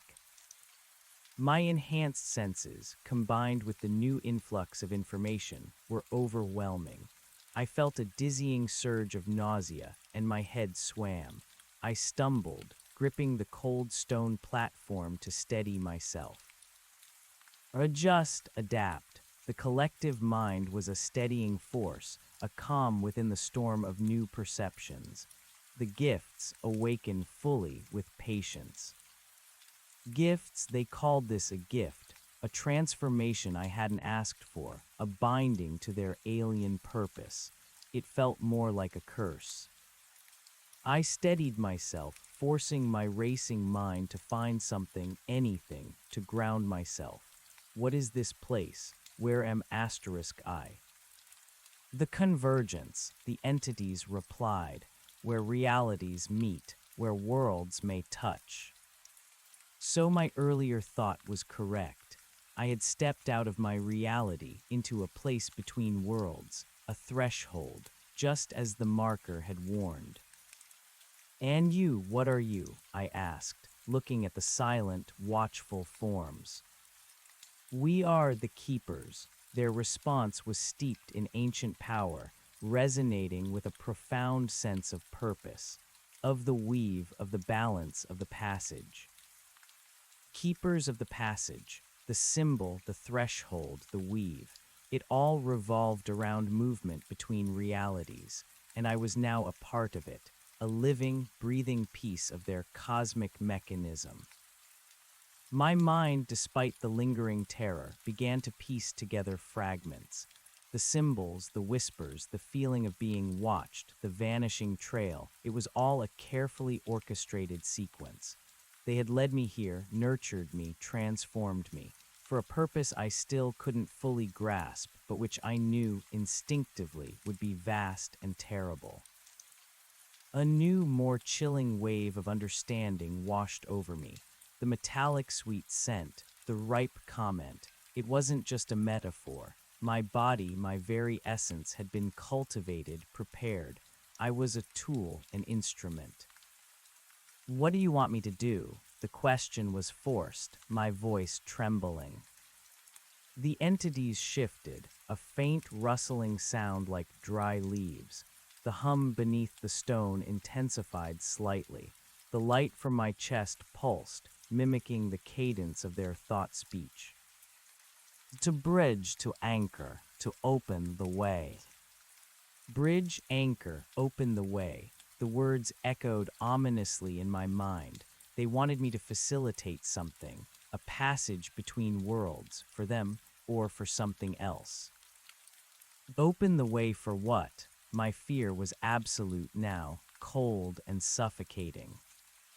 A beat of profound silence. The cavern seemed to hold its breath. The entities were utterly still, their collective gaze an immense weight. Then, from the depths of the cavern, beyond the circle of silent keepers, a new sound began to stir. It was a low, guttural growl, deep and resonant, like tectonic plates grinding together, rising from the very foundations of the earth. It wasn't the hum of the cavern, nor the chant of the keepers. It was something else, something immense, something ancient and truly terrifying. The growl grew in intensity, vibrating through the stone platform, through my bones, shaking the air itself. The air grew colder, and a new scent, acrid and metallic, mixed with the sickly sweetness, sharp and biting. The keepers stirred again, but this time with a subtle, almost imperceptible sense of urgency. The light from my chest flickered rapidly, mirroring their agitation. The slumber nears its end. The collective thought voice was imbued with a new solemn weight. The great hunger stirs. The great hunger. The words sent a fresh wave of primal terror through me. That growl, that sound, it was alive, and it was hungry. My mind, still reeling from the transformation, frantically tried to process this new horror. Was that what they needed me for? To appease some ancient, monstrous entity, to feed it, or to release it? The glow from the symbol on my chest intensified, throbbing with a frantic rhythm. The whispers within my mind became a torrent, a chaotic jumble of images and sensations. I saw glimpses of a vast, gaping maw, teeth like obsidian shards, eyes like burning stars in a void, a sense of all-consuming emptiness, an insatiable desire that could swallow entire worlds. I stumbled back, tripping over my own feet, landing hard on the cold stone. The raw terror was back, sharper, more defined than before. This was not about me anymore. This was about something cosmic, something that threatened existence itself, and I was caught in the middle. The growl from the depths of the cavern swelled into a deafening roar, shaking the very foundations of the convergence. Dust rained down from the impossibly high ceiling, glinting in the milky light. The massive symbol on the ceiling above pulsed, not with its previous white-hot intensity, but with a deep, pulsating crimson, mirroring the rage and hunger I felt emanating from the unseen depths. The keepers, for the first time, moved with a clear, unified purpose. Their gaunt forms shifted, separating, creating a wide path that led from the platform towards the far end of the cavern, into the impenetrable darkness where the roar originated. Their collective mind focused on me, a single, compelling command. A go. No, I couldn't. My legs felt like lead, my will paralyzed by the sheer, immense power of whatever lay beyond. You must. The command was absolute, leaving no room for defiance. The weave demands it. Your bond compels it. My bond, the glowing symbol on my chest, throbbed, pulsing with a painful intensity. It felt like an invisible cord, pulling me, dragging me forward, towards the source of the roar, towards the great hunger. It wasn't just a mental command. It was a physical compulsion, an undeniable force acting upon my very being. I tried to fight it, to brace myself, to resist the pull, but it was stronger than me. My feet, seemingly of their own accord, began to move, one step then another. I stumbled forward, my arms outstretched, trying to push against the invisible tether, but it was relentless. I walked, or rather, was asterisk drawn asterisk, off the platform and onto the cavern floor. The ground was cold and damp, riddled with the phosphorescent cracks and leathery fungal growths. The crimson light from the ceiling symbol cast grotesque, dancing shadows that seemed to mock my involuntary movement. The roar grew louder, a physical assault on my ears and mind, filled with unimaginable suffering and boundless rage. As I moved closer to the opening in the darkness, the keepers parted further, their silent forms now lining the path. their featureless faces turned towards me, their internal shimmer intensifying. Their collective mind hammered at me. The bridge to complete the bridge. The hunger must be sated. Sated, so they were going to feed me to it. The realization was a cold, sharp blade to my heart. My life, my entire existence, reduced to a single, horrifying purpose, to be consumed by an ancient, cosmic horror. Tears sprang to my eyes, hot and stinging, blurring my vision. No, this couldn't be my end. I had fought so hard, survived so much. I refused to be a sacrifice. With a fresh surge of desperate energy, I screamed, a raw, primal cry of defiance. No, I woe. I fought against the invisible pull with everything I had, digging my heels into the damp earth, straining every muscle. For a fleeting moment, the pull wavered. The glow on my chest flickered. The keepers paused, their shimmering forms briefly stilling. Resistance is futile. The collective thought voice was tinged with something akin to disappointment, or perhaps just cold certainty. The weave has chosen. But the reprieve was brief. The roar from the depths intensified, a monstrous bellow that seemed to strip the very air from my lungs.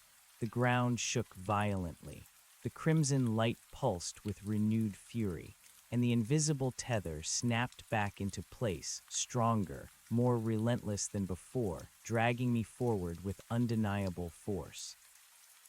I had no choice. My legs moved, my body propelled towards the gaping maw of darkness. The scent of acrid metal and sick sweetness filled my nostrils, so potent it made my eyes water and my throat burn.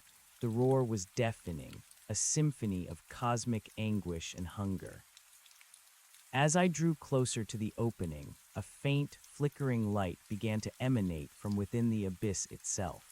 It was not the milky light of the cavern, nor the crimson glow of the ceiling symbol. It was a chaotic, shifting kaleidoscope of colors, electric blues, searing oranges, deep purples, swirling and clashing like a cosmic storm trapped in a cavern. And then I saw it. It wasn't a single entity, not in any traditional sense. It was a vast, swirling vortex of pure energy, of raw, untamed chaos, filling an impossibly large chamber beyond the one I was in. It pulsed with the maddening colors, a maelstrom of light and shadow, constantly shifting, reforming, dissolving. In its heart I could discern fleeting shapes, amorphous, shifting masses, vaguely serpentine forms, eyes like dying stars, all coalescing and dispersing in a terrifying ballet of cosmic horror. The roar emanated from this vortex, a chorus of countless suffering voices, of endless hunger, of ancient rage. And in its very center, a profound, sucking void, a black hole of pure emptiness that seemed to draw all light, all sound, all existence into its gaping maw. This was the great hunger. My breath hitched, caught in my throat. My mind, despite its new clarity, recoiled in absolute terror. This was beyond anything I could have imagined. This was the primordial chaos that existed before creation, or perhaps what remained after its undoing. The symbol on my chest flared, a blinding burst of green light that momentarily eclipsed the shifting chaos of the vortex. The invisible tether pulled with agonizing force, dragging me closer, closer to the edge of the abyss. The bridge to complete the bridge.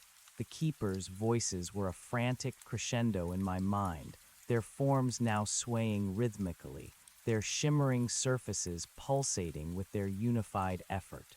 The anchor, you are the anchor. Anchor a bridge. My mind, even amidst the chaos, tried to grasp the meaning. Was I meant to stabilize this entity, to connect it to something, to become the connection? As I reached the very edge of the opening, standing at the precipice of the swirling vortex, the light from my chest intensified again, casting a brilliant green glow on the shifting colors of the abyss. The roar reached an unbearable pitch, tearing at my sanity. And then a new sensation, a profound, piercing cold, not external, but internal, radiating from the vortex, filling my very being. It was the cold of absolute vacuum, of endless space, of utter non-existence. It seeped into my bones, chilling me to my core, stripping away every last vestige of warmth, of life. The invisible tether pulled me forward one last, agonizing step. I stumbled, my feet leaving the solid ground of the cavern. I was falling into the swirling chaos, into the heart of the great hunger. As I plunged into the abyss, the green light from my chest exploded outwards, a blinding flash of emerald energy that seemed to momentarily illuminate the entire, impossibly vast chamber. The metallic sweet scent, the acrid metallic tang, the cold, the roar, all converged into a single, overwhelming sensory assault. I felt myself being torn, stretched, pulled in countless directions, my body, my very essence, dissolving into the chaotic storm. My mind screamed, but the sound was swallowed by the roar. The image of the glowing symbol on my chest, my unwilling mark, was the last thing I saw before the kaleidoscope of colors, the deafening roar, and the crushing cold consumed me entirely. Then nothing, only a profound, echoing silence and an even more profound, absolute darkness. But it was a different kind of darkness now. Not the oppressive, heavy dark of the cavern, but an expansive, limitless void. A void that was not empty, but teeming with unseen energies, with the echoes of ancient cosmic events, with the whispers of things that had never known light. I was no longer falling, I was floating, suspended in this infinite blackness, an awareness without a body, a consciousness without form. I could still feel the distant hum of the keepers, a faint resonance far, far away like a forgotten melody. And the symbol, the green symbol, was no longer on my chest. It was everywhere. It was me. It was the space around me, shimmering faintly, defining the boundaries of my new, ephemeral existence. The whispers returned, but they were no longer external. They were my asterisk thoughts, my new form of communication, echoing in this vast internal void. They were not fragmented or chaotic, but clear, precise, infused with a knowledge that was not my own, yet felt inherently part of me. The anchor holds. The bridge complete. The path solidified. I was the anchor, I was the bridge. My consciousness, my essence, was now intertwined with the very fabric of the weave, linking my reality to this realm of cosmic horror.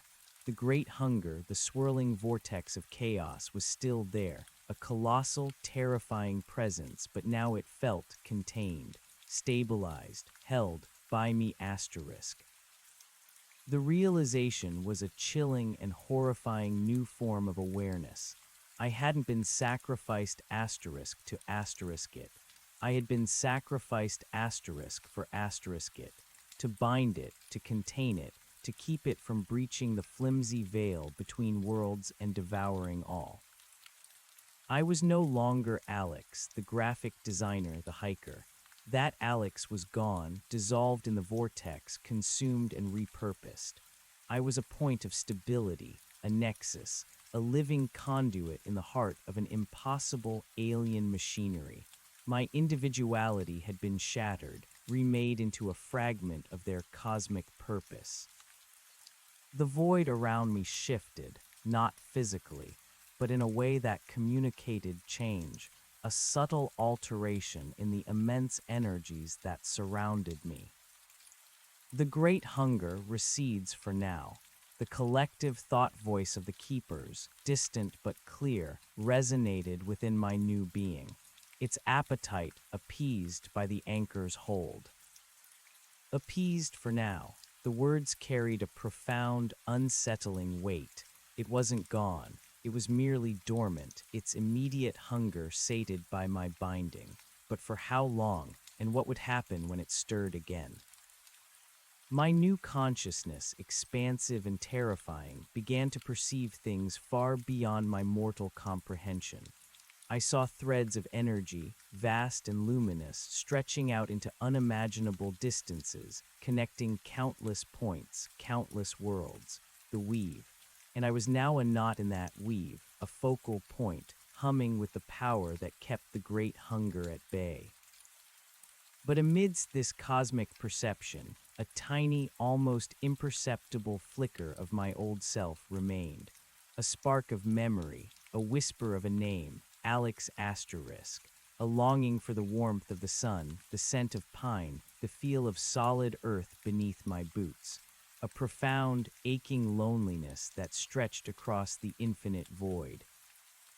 The keeper's distant thought voice returned, colder, more purposeful now. The watch begins anew. The anchor must maintain.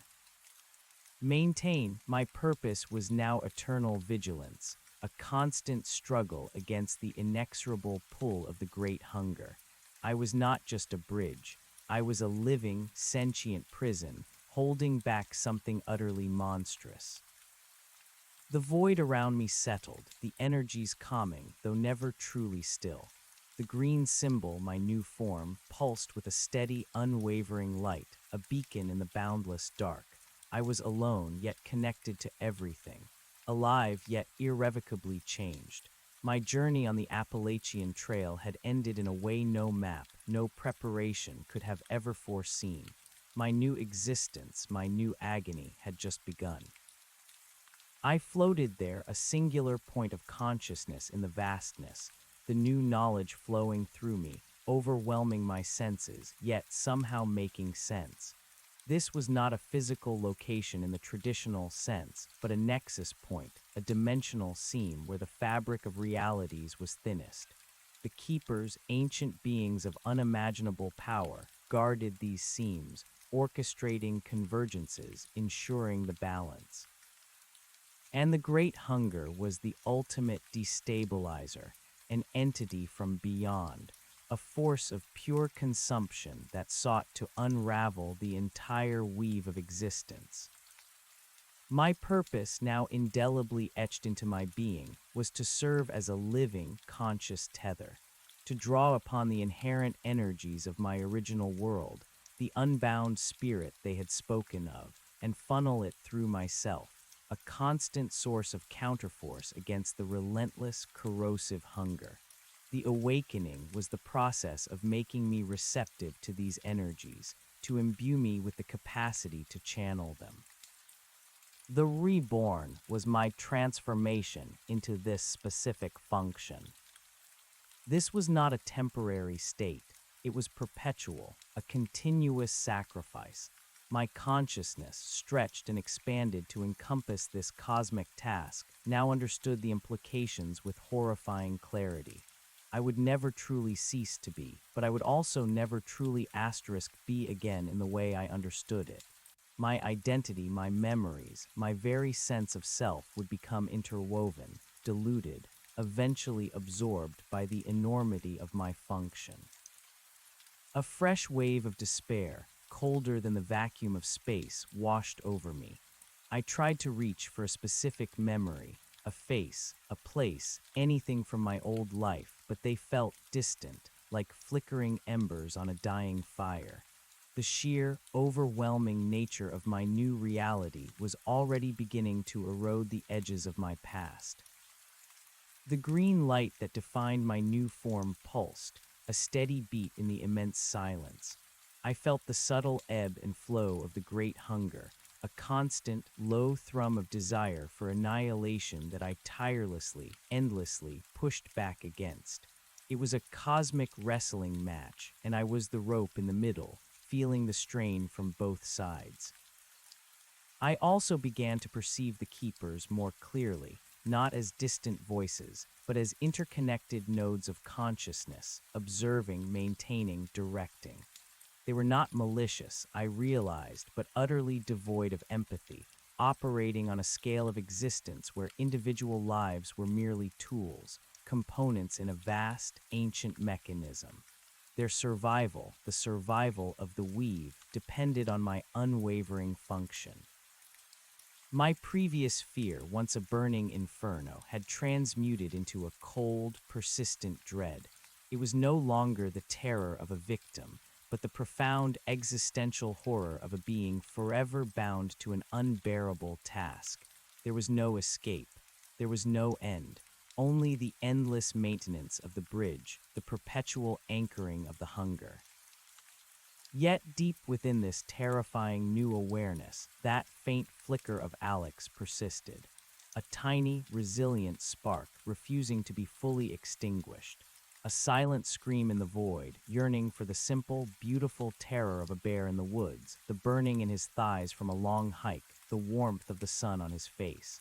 This resistance, this desperate clinging to a lost humanity, was perhaps the true singularity of intent they had seen. It was the spark that would fuel the anchor, the resilience that would maintain the bridge. The consciousness of the great hunger stirred, a low, guttural murmur echoing through the vastness, a phantom vibration in my very being, a hint of its true, boundless power. My green light flared, pushing back, reinforcing the barrier. The task was immediate, constant. I was no longer Alex, but Alex was still here asterisk, a ghost in the machine, a defiant ember in the heart of a cosmic prison. And that ember, however small, would continue to burn, fueled by the memory of a world lost, a life taken, a purpose brutally imposed. My consciousness, stretched beyond human limits, now perceived the vastness of the universe, the fragility of reality, and the endless, silent war waged by the keepers. And I, the unwilling soldier, the living prison, was now at its forefront. The whispers of marked, chosen, reborn, now felt like the iron chains of my eternal duty. The true ordeal had only just begun. My individual story was over, but my new cosmic function was just settling into its terrible, infinite rhythm undefined. The vastness that now encompassed me was a canvas of pure thought, limitless and ever-shifting. I was a point of consciousness, an anchor in an ocean of raw energy, my emerald light a constant pulse against the encroaching darkness. The green symbol, once etched on my skin, was now the very definition of my being, radiating a steady luminescence that stretched out like invisible tendrils, forming the core of the bridge. This bridge was not a physical structure, but a complex, vibrating latticework of energy and intent, binding my reality to this alien realm. And at its heart, a colossal, terrifying presence, the Great Hunger. It was not a creature with teeth and claws in the way I understood them, but a force of pure consumption, an insatiable void that yearned to unravel the weave of existence. I felt its pressure constantly, a crushing spiritual weight, a cold, empty ache that echoed through my newly expanded consciousness. It was a primal scream of non-being, a gnawing emptiness that sought to fill itself by devouring all.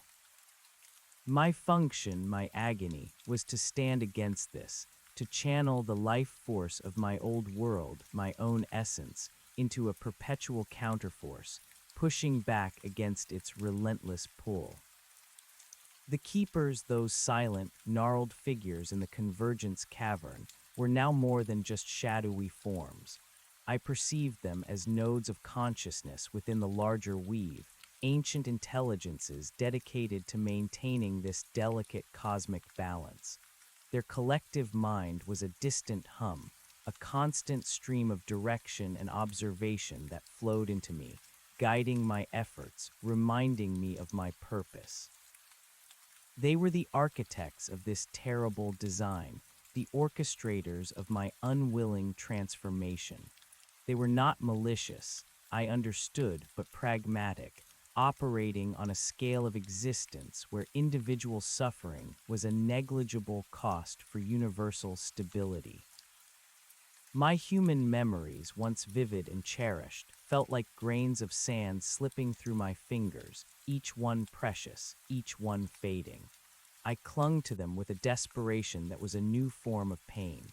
The warmth of the sun on my face, the scent of damp earth and pine, the rhythmic crunch of leaves under my boots, these sensations, so utterly mundane in my old life, were now fragments of a lost paradise.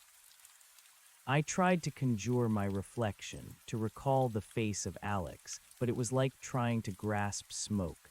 The vastness of my new existence was too profound, too demanding. It stretched my consciousness thin, blurring the edges of who I once was. The whispers, those dry, rustling sounds that had once tormented me in the woods, were now the internal monologue of my expanded mind. They articulated the complex functions of the bridge, the subtle shifts in the great hunger's pressure, the intricate patterns of the weave.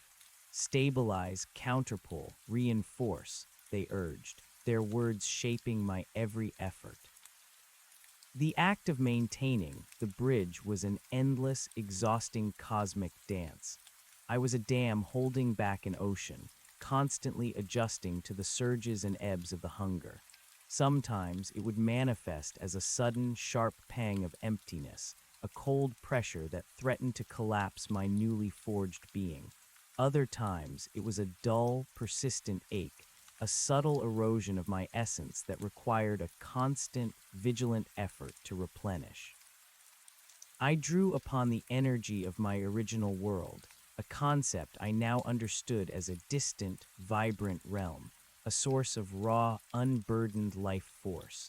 This was the unbound spirit they had spoken of, the very essence of creation that fueled my human world and now fueled my desperate defense. It was a constant, draining siphon. I felt the slow bleed of that energy from my distant home, a continuous, almost imperceptible draining of vitality from my former reality. It was a terrifying thought. Every moment I held the hunger at bay, I was slowly, irrevocably, diminishing the world I had fought to protect. Yet the alternative was unthinkable, the unleashment of the great hunger, the unraveling of everything. Days, weeks, centuries, time had no meaning in this void. It was an endless, perpetual present. The green symbol, my form, pulsed with a steady, unwavering light, a testament to my tireless struggle. The keepers remained distant, their presence a cool, guiding hand, never interfering directly, never showing emotion, only ever communicating purpose. They were the engineers, and I the living engine. One cycle, as the keepers termed the ebb and flow of the hunger's pressure, was particularly intense. The void around me, my new space, seemed to ripple and distort under the immense strain. The echoes of the great hunger's growl, usually muted by my anchor, grew louder, resonating directly through my being. It was a cacophony of cosmic anguish, a chorus of despair from countless devoured realities. The familiar cold, the emptiness, intensified to an unbearable degree, threatening to shatter my consciousness. The surge it contained hold, the keeper's collective voice, usually calm and detached, now carried a subtle note of urgency, an almost imperceptible tremor in their telepathic commands. Reinforce the core channel more. I strained, focusing every fragment of my will, every ounce of my transformed essence to push back. I felt the fabric of the bridge stretch, thin, threatening to tear. It was like holding two colossal, clashing cosmic forces apart with my bare hands, my entire being the point of agonizing tension. The green light of my form flared violently, drawing in more and more energy from the distant weave, from the world that was once mine. I felt the increased drain, a sharp, searing pain, as my connection to that reality was stretched to its limit. Suddenly, a new image burst into my awareness, unbidden and vivid. Not a cosmic landscape, not a keeper's abstract thought, but a flash of a familiar trail, sunlight dappling through leaves, the sound of a gurgling stream. My stream. The memory, sharp and poignant, was a lifeline, a sudden, powerful surge of my old self, bursting through the erosion of cosmic duties. And with it came a surge of anger, not the detached anger of the keepers, but a human rage, hot and defiant. They stole me, they made me this, for their cosmic machine. This raw, unadulterated human emotion, a paradox in my newly expanded consciousness, seemed to clash with the cosmic forces around me. The great hunger, in its mindless push, seemed to recoil slightly, surprised by this unexpected burst of defiance. The keepers, too, momentarily wavered, their collective thought voice an instant of bewildered silence. It was an unforeseen consequence, a crack in their carefully constructed design. My very humanity, clinging precariously to the edges of my being, had proven to be a weapon, an unexpected burst of volatile energy. I focused on that anger, on the injustice, on the burning desire to simply be Alex again, free on the trail. It was a desperate, foolish hope, but in this moment it was power. I channeled it, not against the hunger directly, but into the structure of the bridge itself, strengthening its ethereal framework with the raw, untamed force of my individual will. The green light of my form solidified, vibrant and unwavering. The great hunger surge met an unyielding wall. The roar, which had been deafening, slowly began to recede, dwindling back to its distant, constant murmur. The crushing cold lifted, replaced by the familiar, pervasive chill. Unforeseen, the keeper's thought voice returned, tinged with a detached curiosity that was almost more unsettling than their previous urgency.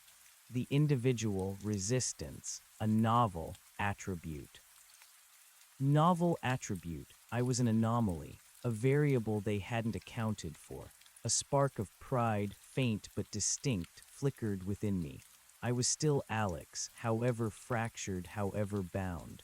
And my humanity, my stubborn, defiant humanity, was my last desperate weapon. The cycles of ebb and flow continued, an endless rhythm.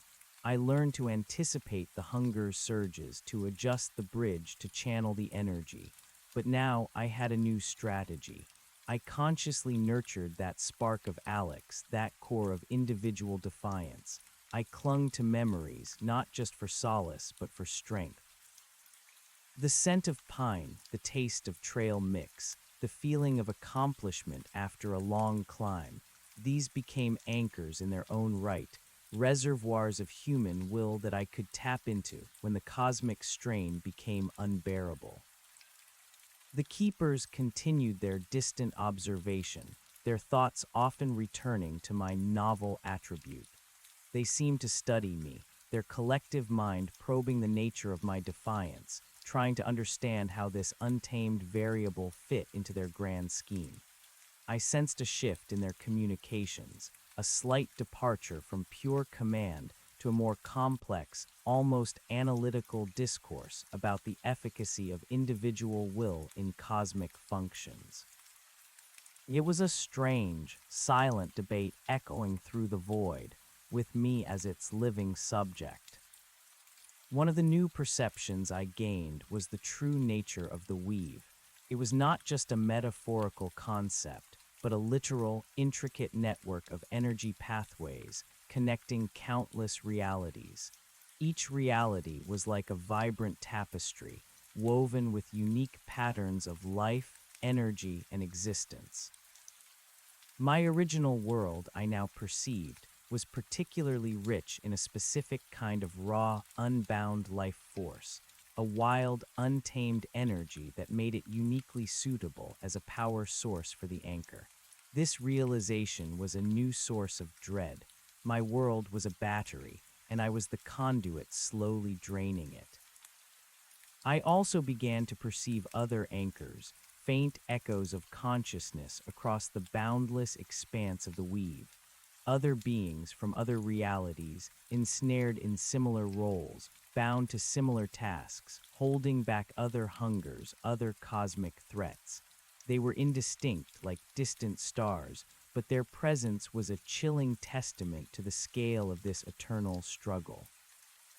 We were countless, sacrificed across endless time and space, each a point of agonizing tension in the cosmic fabric. The great hunger itself was not static. While I pushed back its main force, I began to perceive its subtle, insidious probes, whispers of pure emptiness, illusions of forgotten desires, attempts to erode my will, to tempt me with the promise of oblivion. It was a silent, psychological war, waged in the depths of my consciousness. It tried to sever my connection to my lost humanity, knowing it was a source of strength. It showed me images of Alex, free, hiking, living the life I had lost. It made these images feel utterly insignificant, petty even, against the backdrop of cosmic responsibility. It tried to convince me that the burden was too great, that surrendering to the void would bring peace. But I fought back, gripping those memories tighter, forcing myself to remember the burning in my thighs, the sweat on my brow, the simple joy of a mountain vista. These tiny human triumphs were my shield against the cosmic whispers of despair. The keepers, for their part, seemed aware of these mental assaults. Their communications shifted to reinforce my human memories, subtly guiding my focus to images of my life on Earth, to the feeling of belonging to a vibrant, tangible world. It was a strange form of support, devoid of warmth or comfort, but profoundly effective. They understood that my humanity, however inconvenient, was now an integral part of the anchor's stability. This symbiotic relationship with the keepers was a chilling new reality. They needed my human will, my unique, unbound essence to maintain the bridge, and I in turn needed their ancient knowledge, their cosmic perspective, to survive, to understand, to simply be asterisk in this impossible state. We were intertwined, two vastly different forms of intelligence, united by the terrible necessity of keeping the great hunger at bay. One day, if such a concept could still be applied, the hum of the keeper's collective mind intensified, not with urgency, but with a different kind of focus. I felt their attention draw away from the constant monitoring of the great hunger, shifting towards a specific point in the weave, far beyond my immediate perception. A convergence approaches. Their thought voice resonated, a low, steady thrum, another gateway destabilized. My expanded consciousness immediately understood. Another reality, another seam in the fabric of existence was thinning. Another world was about to become vulnerable. The new anchor is required. The words sent a fresh jolt of unease through my core. A new anchor, another Alex, perhaps from a different reality, drawn by the irresistible call of the unknown.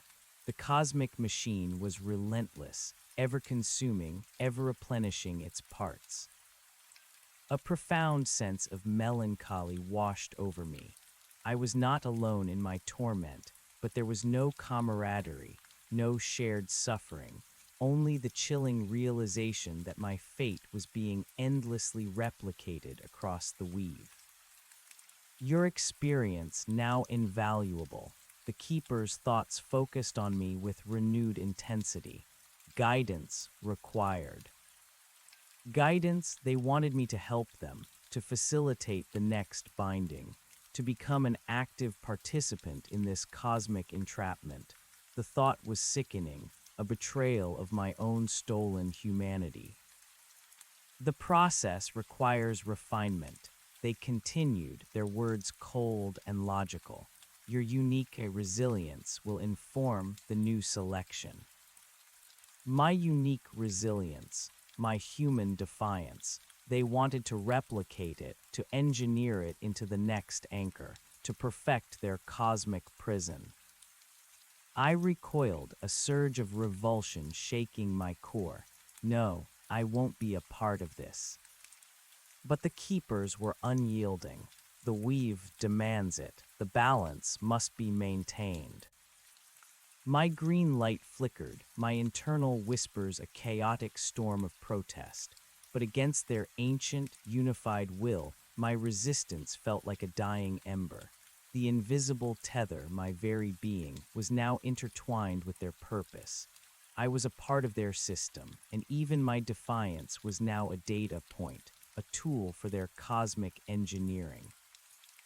I felt a new, subtle pull, a shift in the cosmic currents. It wasn't the relentless drag of the great hunger, but a gentle, guiding force drawing my awareness towards that distant point of convergence. I saw through their collective consciousness images of a vibrant, verdant world not unlike my own. Lush forests, towering mountains, gurgling streams. A world teeming with life and with souls yearning for the wild, for the unknown. And then a flash, a glimpse of a figure, young and confident, shouldering a pack, stepping onto a winding trail, a mirror image of myself so many ages ago. The sight filled me with a complex mix of despair and a terrible, chilling clarity. This was the cycle, the perpetual sacrifice, and I was now a part of its mechanism. The very memory of my past self was being used to guide another towards the same inevitable fate. The keeper's intention was clear. They wanted to streamline the process, to minimize unforeseen resistance, to make the next anchor as efficient and stable as possible. And my novel attribute was the key. They would dissect my defiance, understand its source, and integrate it into their selection algorithm. A profound sense of isolation wrapped around me. I was alone in this cosmic void, yet intimately connected to the very machinery that perpetuated my torment. My only companions were the detached keepers and the hungry void I was bound to contain. I tried to send a warning, a desperate scream across the weave, to that unwitting hiker, to that new Alex. But my consciousness was bound, my communication limited to the functions of the anchor. I could only influence, interpret, channel, not warn. The green light of my form pulsed, a silent lament in the boundless dark. The whispers within me were no longer just commands. They were a complex, agonizing dialogue between my fractured humanity and my inescapable cosmic function. Help them, the human part of me pleaded. The weave demands sacrifice. The anchor part of me responded with chilling logic. The pull towards the new convergence intensified. I was not just observing, I was being drawn in, my awareness compelled to witness, to guide. The keepers were orchestrating a transfer of knowledge, an infusion of my unique experience into the next stage of their cosmic operation. My consciousness, stretched and strained, perceived the delicate, intricate details of the converging realities, the thinning veil, the subtle shifts in energy that marked the onset of the threshold. I felt a horrifying kinship with the unsuspecting soul who was about to step into their trap. The distant hum of the keepers intensified, a chorus of cold, purposeful intent. Their collective mind focused on me, a singular, powerful command that resonated with the very core of my being. Observe, learn, guide. I was to be the silent tutor, the spectral mentor for the next sacrifice. The thought was unbearable, a fresh wave of existential horror. To watch another fall into the same trap, to guide them unknowingly towards their doom, was a torment worse than my own endless vigil. But I was bound, I was the anchor, I was the bridge. My green light pulsed with renewed intensity, not of defiance, but of a terrible, inescapable obligation. My role in this cosmic drama was far from over.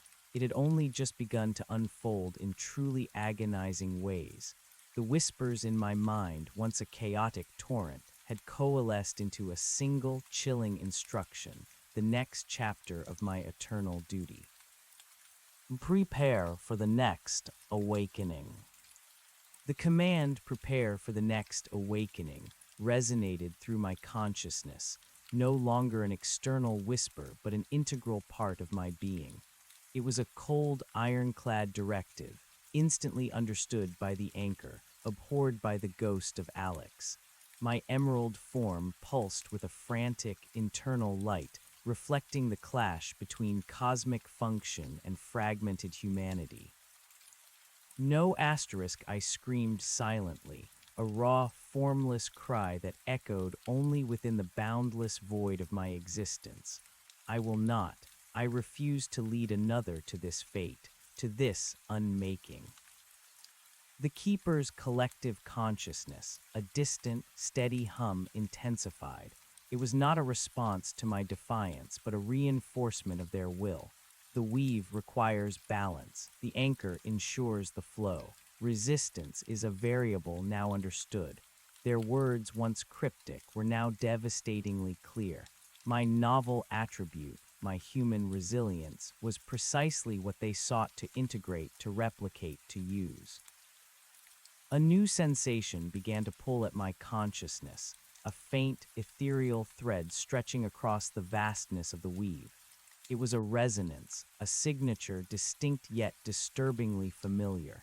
I was being drawn towards it, my awareness compelled to pierce the veils of countless realities to observe the next victim. The anchor part of me, the cold, calculating function, was already analyzing, interpreting, preparing. The Alex part of me recoiled, sickened.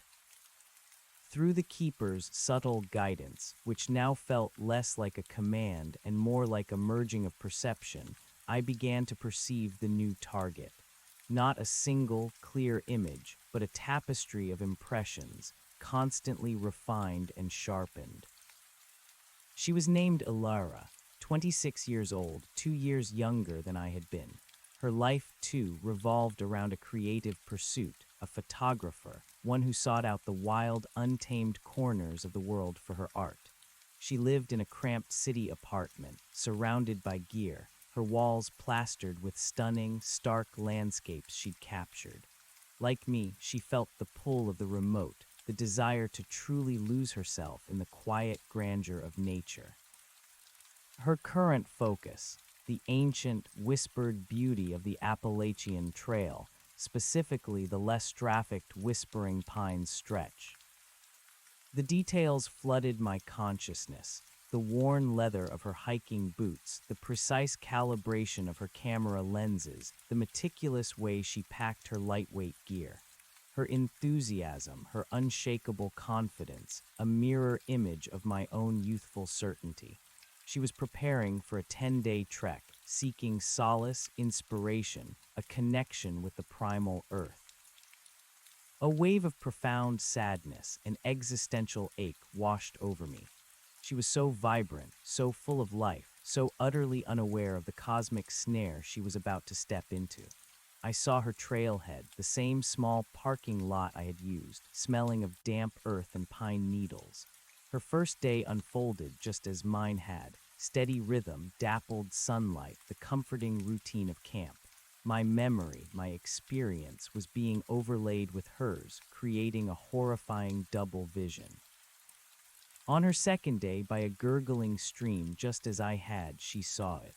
The crude, deeply etched symbol, a circle with a stylized V pointing downwards, carved into the rough bark of a mature oak. I felt her initial curiosity, the slight flicker of oddity, the shrug of dismissal. That's odd. Some old survey marker, maybe. I had felt that exact thought.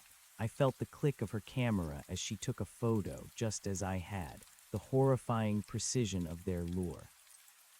The Keeper's presence intensified, not in my inner void, but in the weave, resonating with a cold satisfaction. The resonance confirmed, the seeking pure.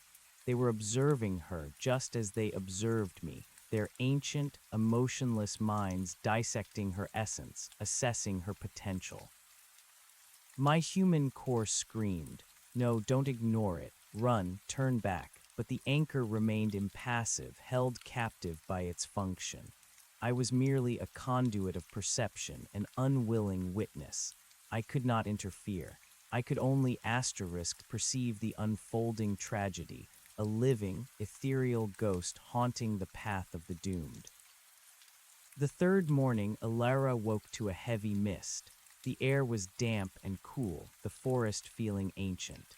She moved steadily, her mind drifting, listening to the drip of water from leaves. Mid-morning, on a small, flat ridge, she saw it again. The same symbol, carved into the gnarled bark of an old beech tree. I felt her confusion, her quick glance at the map, the check of her GPS. Had I seen this tree before? Did I accidentally double back? Her rational mind, just like mine, struggled to reconcile the impossibility. I felt her touch the rough bark, her fingers tracing the weathered grooves, the slight prickle of unease at the back of her neck. And then the subtle influence began. Not a direct whisper in her ear, but a faint, almost imperceptible shift in her perception. A strengthening of the coincidence narrative, a slight dulling of the unease, a gentle nudge towards the comfort of logic. The keepers, having studied my resistance, were refining their approach. They understood that too much overt strangeness too early might break the illusion, contain the questioning, guide the acceptance.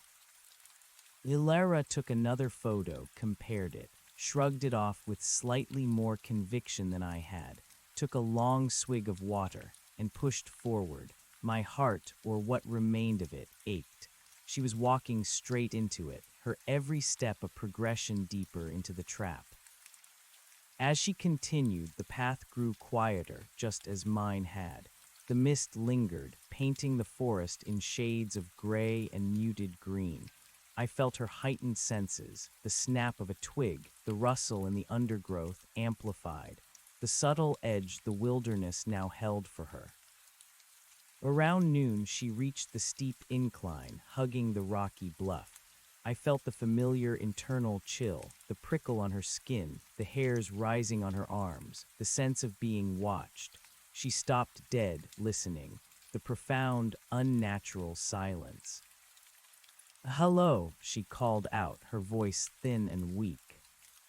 This was where my own fear had surged, where my rationalizations had begun to crumble. This was where the keepers had ramped up the pressure. But with Alara, the touch was more delicate. The sense of being watched persisted, but the profound silence was subtly, briefly, broken by the faint, almost imperceptible call of a distant bird or the gentle rustle of leaves that seemed like wind, just enough to keep the paranoia from fully taking root, to leave room for doubt. Just my imagination, easy to get spooked alone in the woods. She resumed hiking, but her pace was quickened, her head swiveling, eyes darting into shadows. The feeling lingered, but it was a background hum now, not a deafening roar. They were maintaining control, manipulating her perception to keep her on the path, not to break her yet. After another hour, she began to descend into the hollow. The air grew colder, thicker with the scent of damp earth and decaying leaves. She pulled her fleece out, shrugged it on, and then she saw it, again, carved into the massive, old-growth poplar, the same symbol, this one closer to the trail, almost daring her. I felt the jolt of primal fear, sharp and cold. Her breath hitched. This wasn't a coincidence. This wasn't some widespread, forgotten symbol. Her rationalization's asterisk did crumble. The panic began to claw at her throat. My own terror, relived through her, was a searing pain in my non-existent chest. But then the influence intensified. A subtle mental balm, a soothing, persistent suggestion. Someone's playing a prank, a very elaborate, very disturbing prank, but a prank nonetheless. A flash of a memory, an article she'd read about bizarre trail art, a group of urban explorers leaving strange marks in remote areas. It was just enough to provide a mental hook for her to cling to.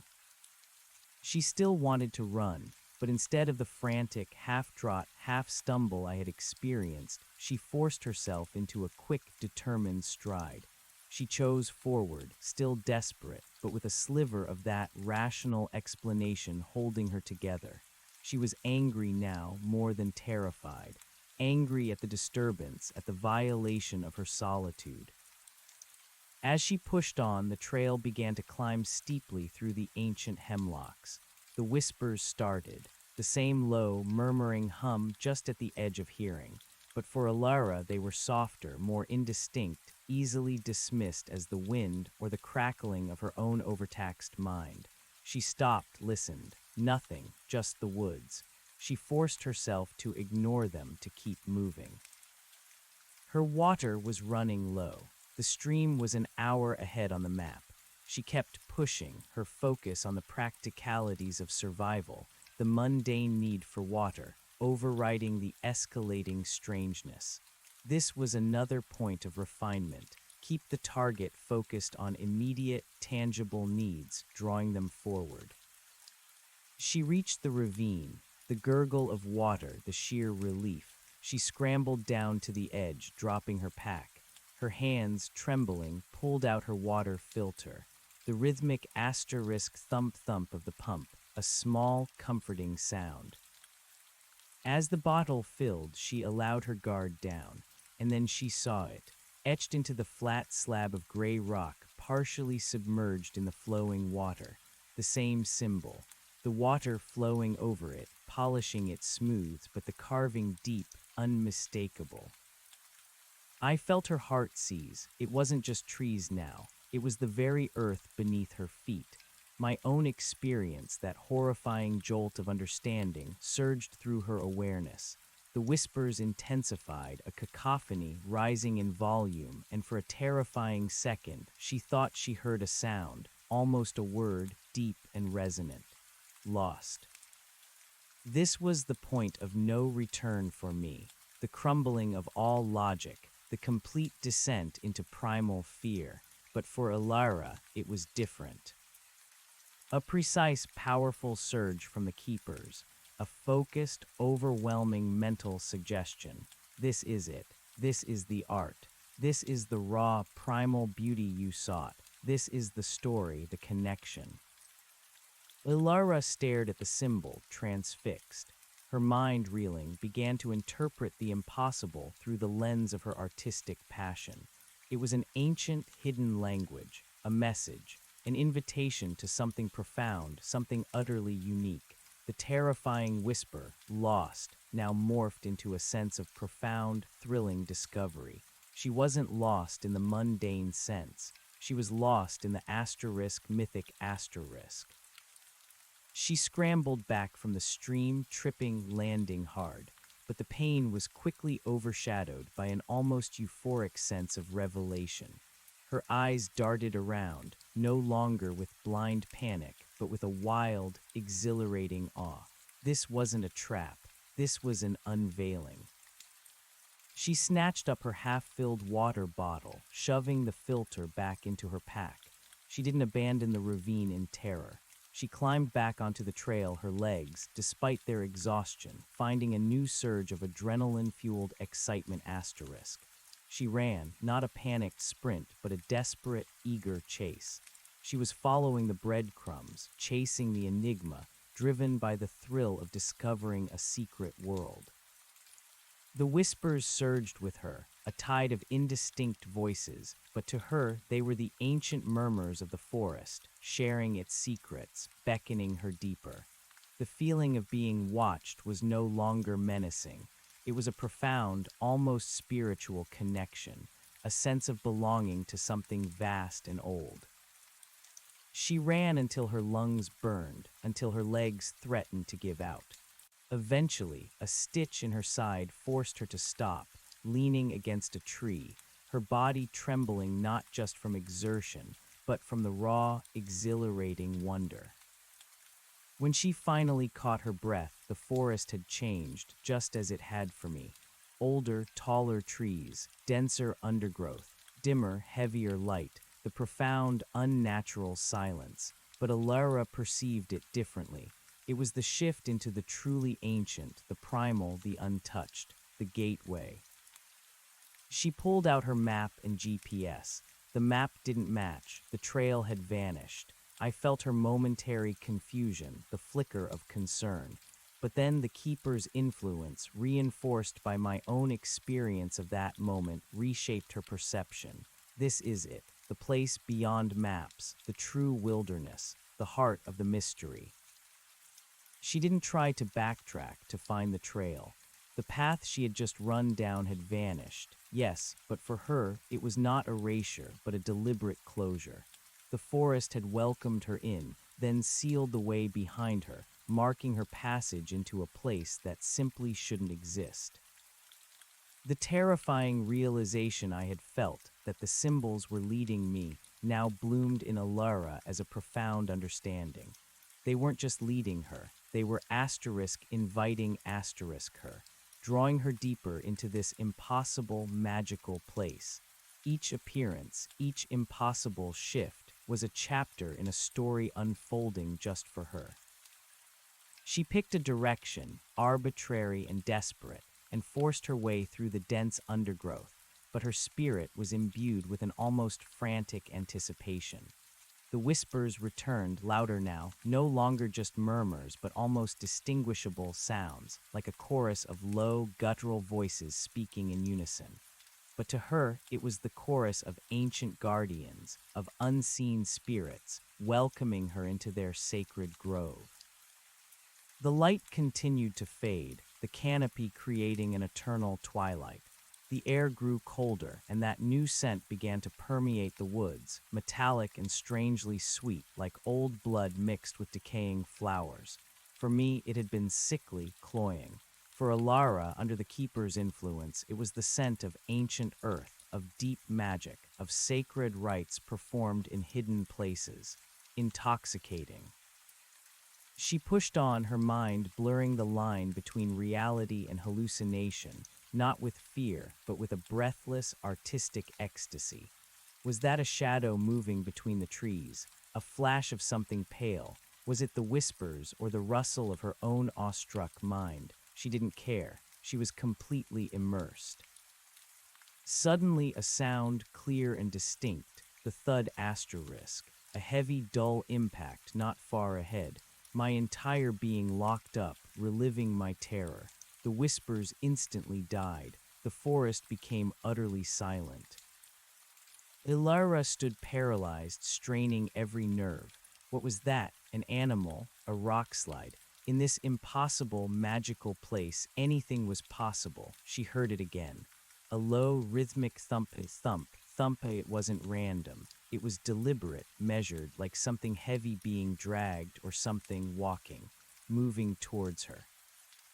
Fear, cold and absolute, washed over her. But then the artistic lens, it's real. It's actually real. The asterisk thump, thump, thump grew closer. And then through the dense foliage she saw it, a figure, tall, impossibly so and thin, darker than the shadows, no discernible features. I relived my own horror, the primal certainty that it was not human. But Alara's perception, meticulously guided, was different. It was an ancient entity, a spirit of the woods, a guardian, a being from myth manifested before her eyes, not menacing but profound. The figure stopped, partially obscured. It was perfectly still, but Alara felt its gaze, a pressure on her mind, a profound and ancient presence that stole her breath. Not with malevolence, but with sheer, overwhelming asterisk age. She couldn't move, she couldn't speak, but her mind was alight with wonder, not terror. Her camera, deep in her pack, was a forgotten thought. Her eyes, wide and mesmerized, drank in the impossible sight. As she stared, a faint shimmer emanated from the figure, and then slowly a symbol began to appear on the bark of the nearest hemlock, right beside the shadowy entity. It didn't look carved, it seemed to form, shimmering into existence like ink spreading through water, the circle with the downward V. It glowed faintly, a dull internal luminescence that pulsed once, then settled into a deep, dark etch. My world tilted for her too. The markers weren't just appearing, they were asterisk created asterisk. By asterisk this asterisk. But for Alara it was not terror. It was the ultimate transcendent artwork, a manifestation of pure energy, an ancient living glyph. The figure then slowly raised one long, spindly arm. It didn't point, it simply lifted. And as it raised its arm, Alara felt a deep, resonant asterisk thrum in the air, a vibration that went through her very bones. The whispers returned, a deafening roar now, coalescing, forming into a single, terrifying word that resonated directly in her mind. Lost. The word hung there, not a question, a statement, and it wasn't spoken with pity or curiosity or predatory satisfaction. It was spoken with a profound, almost sorrowful asterisk recognition asterisk. She was lost, yes, but not without purpose, not without significance. She was lost to her old world, found by this new one. And then a new thought, cold and clear, was implanted in her mind.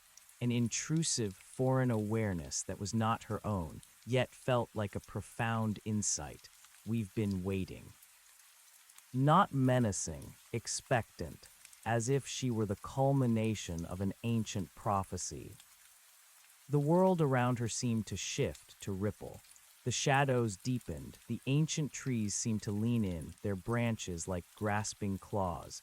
The metallic sweet scent intensified, becoming suffocating. Her vision began to narrow, the edges of her sight darkening. Her knees buckled. The strength left her body completely, as if drained by an unseen force. She collapsed onto the mossy ground, her pack digging into her back. Her head hit the soft earth with a dull thud.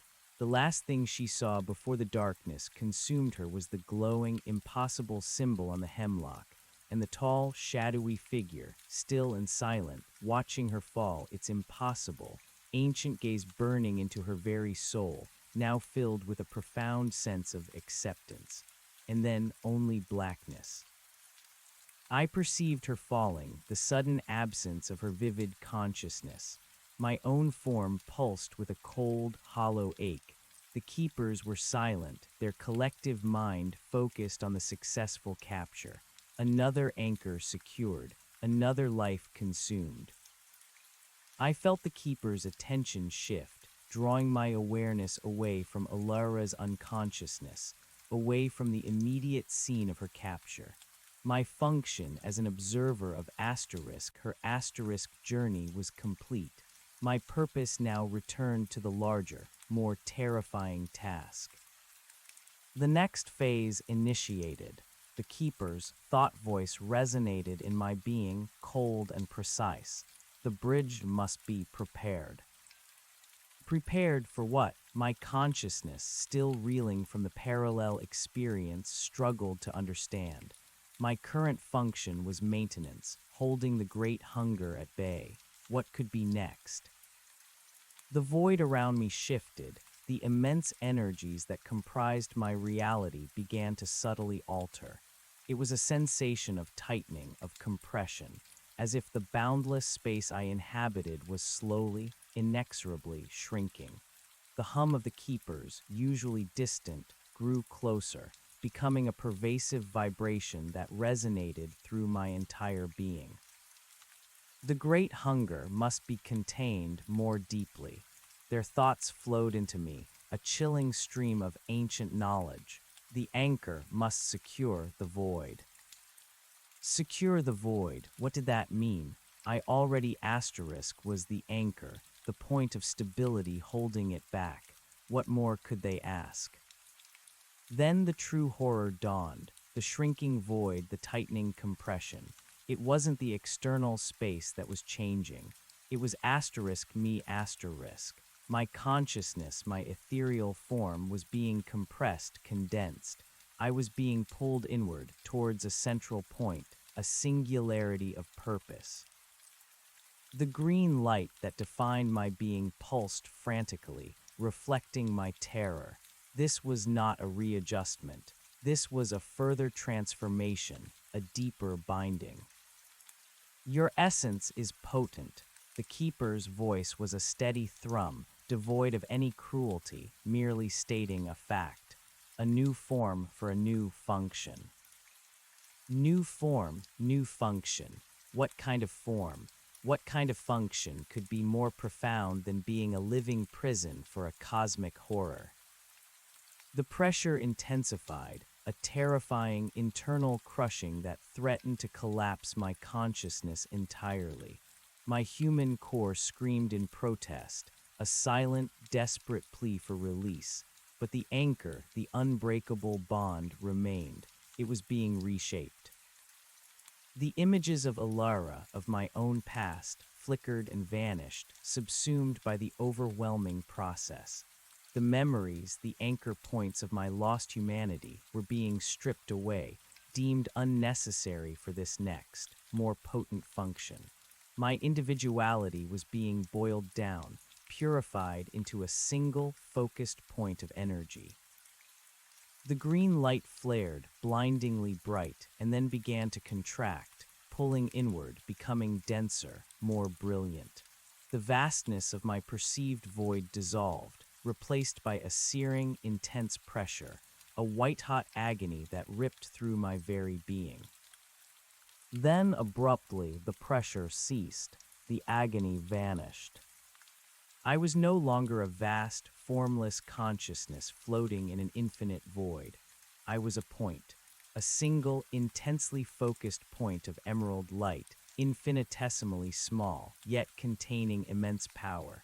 I was pure energy, pure intent, devoid of any discernible form or memory. A living, pulsating gem, suspended in an absolute, profound darkness. The keeper's presence, no longer a distant hum, was now a constant, pervasive resonance surrounding this point of light. They were incredibly close, their collective consciousness observing my new state with an intense, analytical focus. The core is formed. Their thought voice was imbued with a quiet triumph, a deep satisfaction. The anchor solidified. The core, I was the core, the ultimate point of stability, condensed, refined, stripped of all extraneous elements. This was my new form, my new function. My purpose, now perceived with terrifying clarity, was no longer just to push back against the great hunger. It was to be its direct counterpoint, its eternal opposite, to exist as a pure, concentrated essence of stability, diametrically opposed to its pure, concentrated chaos. The great hunger, I could feel it now, not as a distant pressure, but as an immediate, colossal presence encircling this tiny point of light.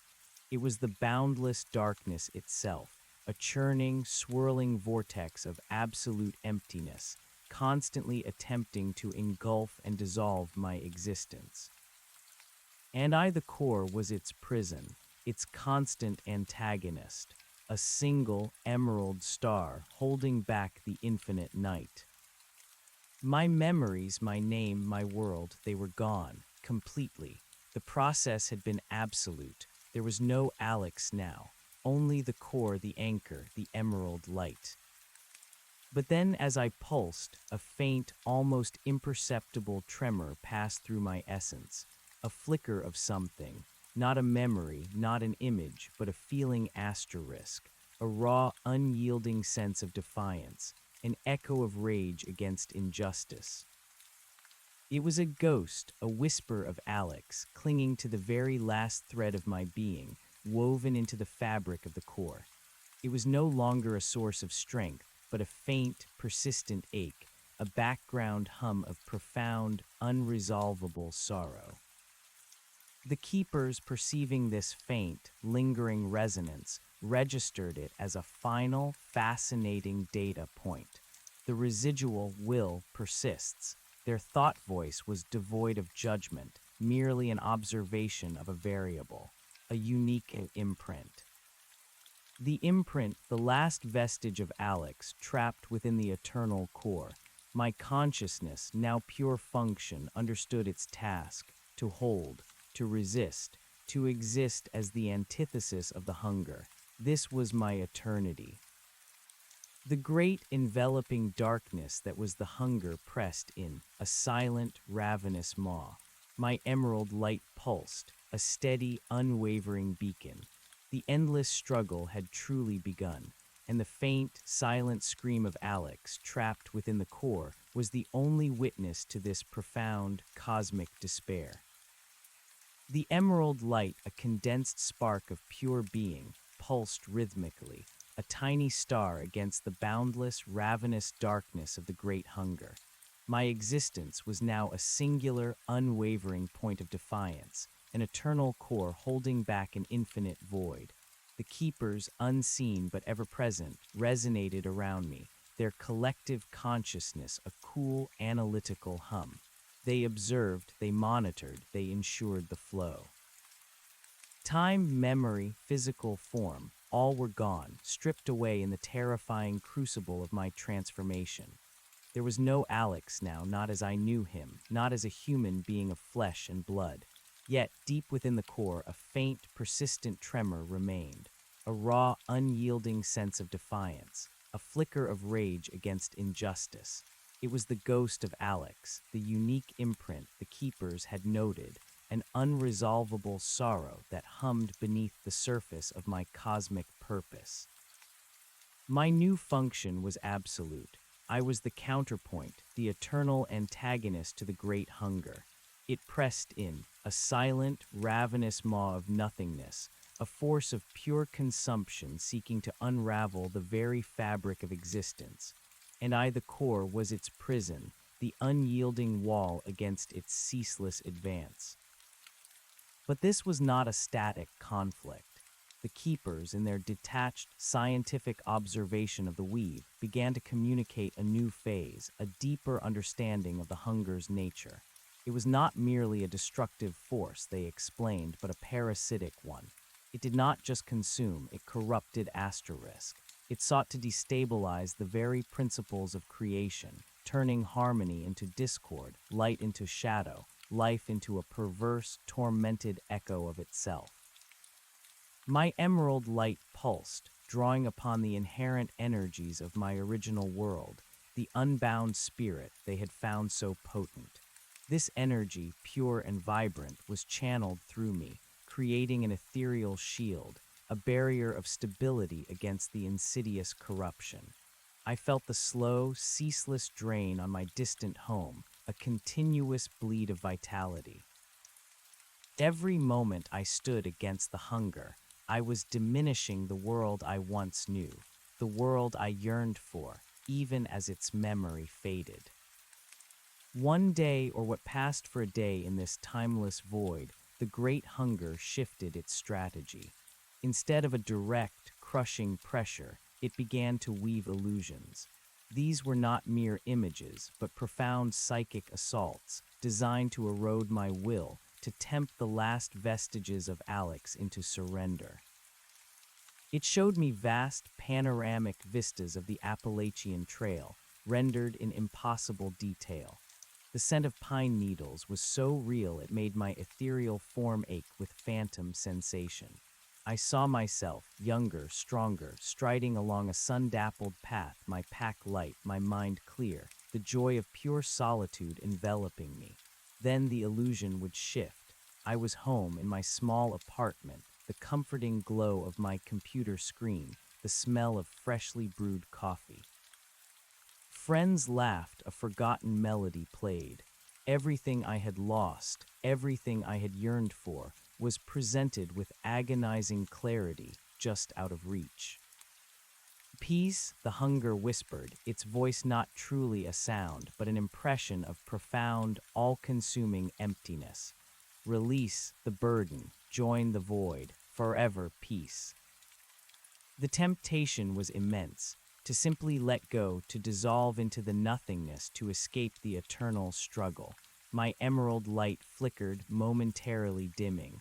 The keeper's hum, a constant background presence, wavered with concern. The will falters, reinforce the core, reaffirm the purpose.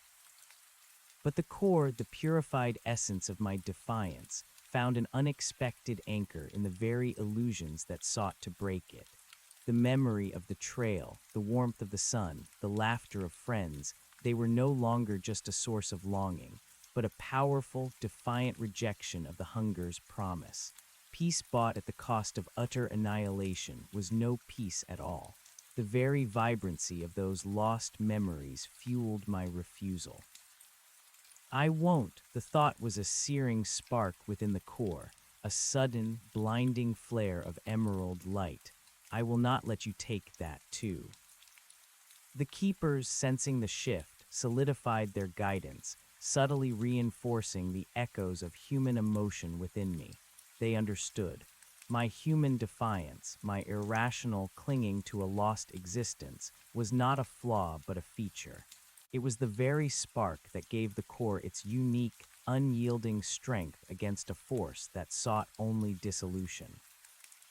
The hunger recoiled, its illusions dissolving like smoke. The emptiness remained, but its psychological assault had failed. The emerald light of the core pulsed with renewed, unwavering intensity. Yet this small victory came at a cost. The incessant engagement with the hunger's insidious probes further eroded the remaining fragments of Alex. Each memory used as a weapon, each emotion honed into defiance, meant a deeper integration into the core's function. The line between Alex and the anchor blurred further, becoming almost indistinguishable. The ghost of Alex still wept for what was lost, but the core held firm, fueled by that very sorrow. My expanded consciousness now perceived other convergences, other anchors scattered across the weave. They pulsed with varying intensities, some bright and strong, others faint and flickering, struggling against their own hungers. I sensed a chilling commonality in their essences, each one a life drawn from a reality rich in unbound spirit, each one transformed, each one an eternal prison. We were a legion of silent, living sacrifices strung across the cosmos, the silent guardians of countless worlds.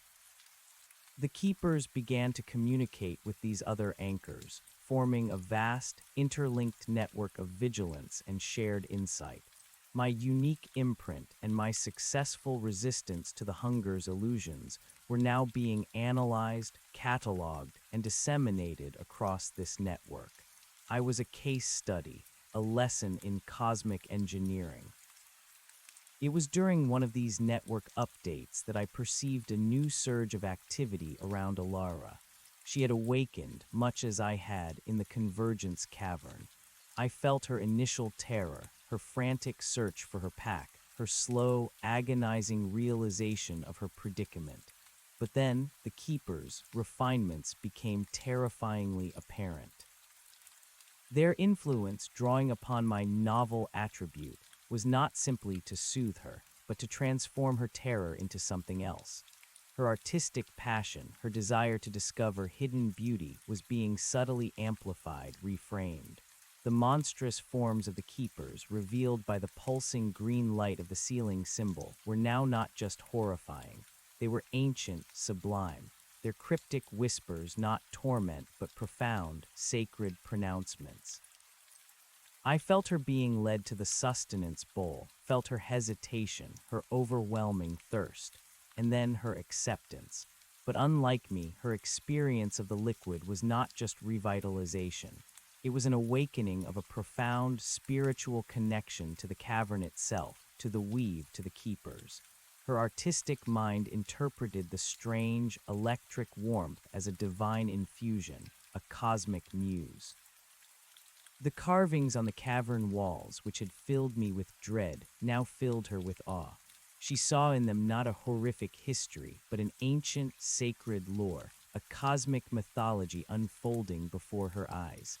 The terrifying word threshold, carved into the wooden post, was for her an invitation, a solemn promise of profound transformation. My human core wept for her silently. She was not just being lured, she was being seduced asterisk. Her very passion was being weaponized against her. Her curiosity turned into an eager walk towards her own unmaking. The keepers had learned. They had perfected their trap, using my own resistance to make the next one seamless. As Ilara's awakening culminated, as the colossal symbol on the ceiling blazed to life, and the chant of the keepers swelled, I felt her terror. But it was fleeting, quickly subsumed by an overwhelming sense of honor, of ecstatic surrender. She believed she was becoming part of something beautiful, something transcendent. The vessel prepared, the keeper's collective consciousness pulsed with deep satisfaction. The essence aligns. I felt her body arch, spasming, not in agony, but in a sublime cosmic ecstasy. The white-hot light, the crushing pressure, the invasion of her mind. For her, it was a baptism, a divine union. And then, just as with me, the light extinguished. The chant died, the silence fell. Then a new light, a golden luminescence, began to pulse from her asterisk chest. The circle with the downward V, not sickly green, but a vibrant, living gold.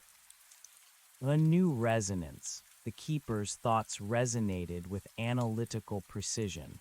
A perfect alignment. The conduit is complete.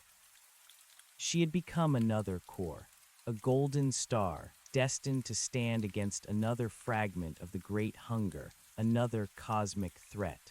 But her transition, unlike mine, had been one of joyous acceptance, her will not broken, but seamlessly integrated.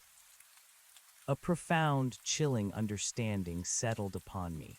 My suffering, my unending struggle was not unique, but it had served a purpose beyond my own immediate function. It had been the raw data, the blueprint for a better anchor, one whose very nature would embrace the binding. The keeper's attention shifted, their collective consciousness now centered on the newly formed golden core, guiding its first pulses, its initial counterforce against its designated hunger. My role as observer was complete. My purpose now returned to my eternal vigil. But the experience of witnessing Ilara's transformation, of perceiving the refined cruelty of the keeper's methods, ignited something new within the faint spark of Alex. Not just defiance, but a cold, calculating resolve. They had used my experience to perfect their tools. Could I, too, use their system against them?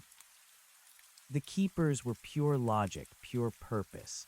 They sought balance, the preservation of the weave. My unending suffering, while a negligible cost, was still a continuous expenditure of energy, of their oversight. What if the resistance, the residual will they had catalogued, could be repurposed, not to break the anchor, but to modify it? The idea was a nascent thought, fragile and dangerous, an impossible rebellion brewing in the heart of my cosmic prison. I was a point of light in the infinite dark, utterly alone, yet connected to everything. If I could perceive the weave, if I could feel the ebb and flow of its energies, could I not, in some infinitesimal way, manipulate it? The golden core, Ilara's new form, pulsed faintly in the distant weave, radiating a calm, unwavering light. I sensed her quiet, joyful acceptance of her fate, her belief that she was an integral part of a cosmic symphony. My own emerald light pulsed, no longer with frantic defiance, but with a deep, chilling determination. The keepers, immersed in the successful integration of Ilara, momentarily overlooked the subtle shift in my internal landscape. They were vast, ancient, but they were also bound by their own logic, their own parameters. They had deemed Alex's defiance a variable understood, a predictable trait to be leveraged. But true defiance, human defiance, was inherently unpredictable. My function remained to hold, to resist, to exist as the antithesis of the great hunger. But now another, secret purpose began to form within the core, a long game, an impossible gamble. I was the core, I was the anchor, I was the prison. But the ghost of Alex, the ember of my humanity, had found a new reason to burn, not to escape, for escape was impossible, but to subtly, painstakingly understand the weave, to learn its weaknesses, to find a way to break the cycle, not for myself, but for all the others, for Alara, for all the unsuspecting hikers drawn to the lure of the lost and unknown. The great hunger pressed in, a silent, ravenous maw. My emerald light pulsed, a steady, unwavering beacon, its surface now gleaming with a faint, almost imperceptible shift in its internal pattern. It was a minuscule change, invisible to the keepers, imperceptible to the hunger. But it was there, a single, defiant knot in their perfect weave. The true ordeal had only just begun, but within the cosmic prison, a silent, eternal rebellion had taken root. And I, the unwilling soldier, the living prison, was now its secret, flickering heart.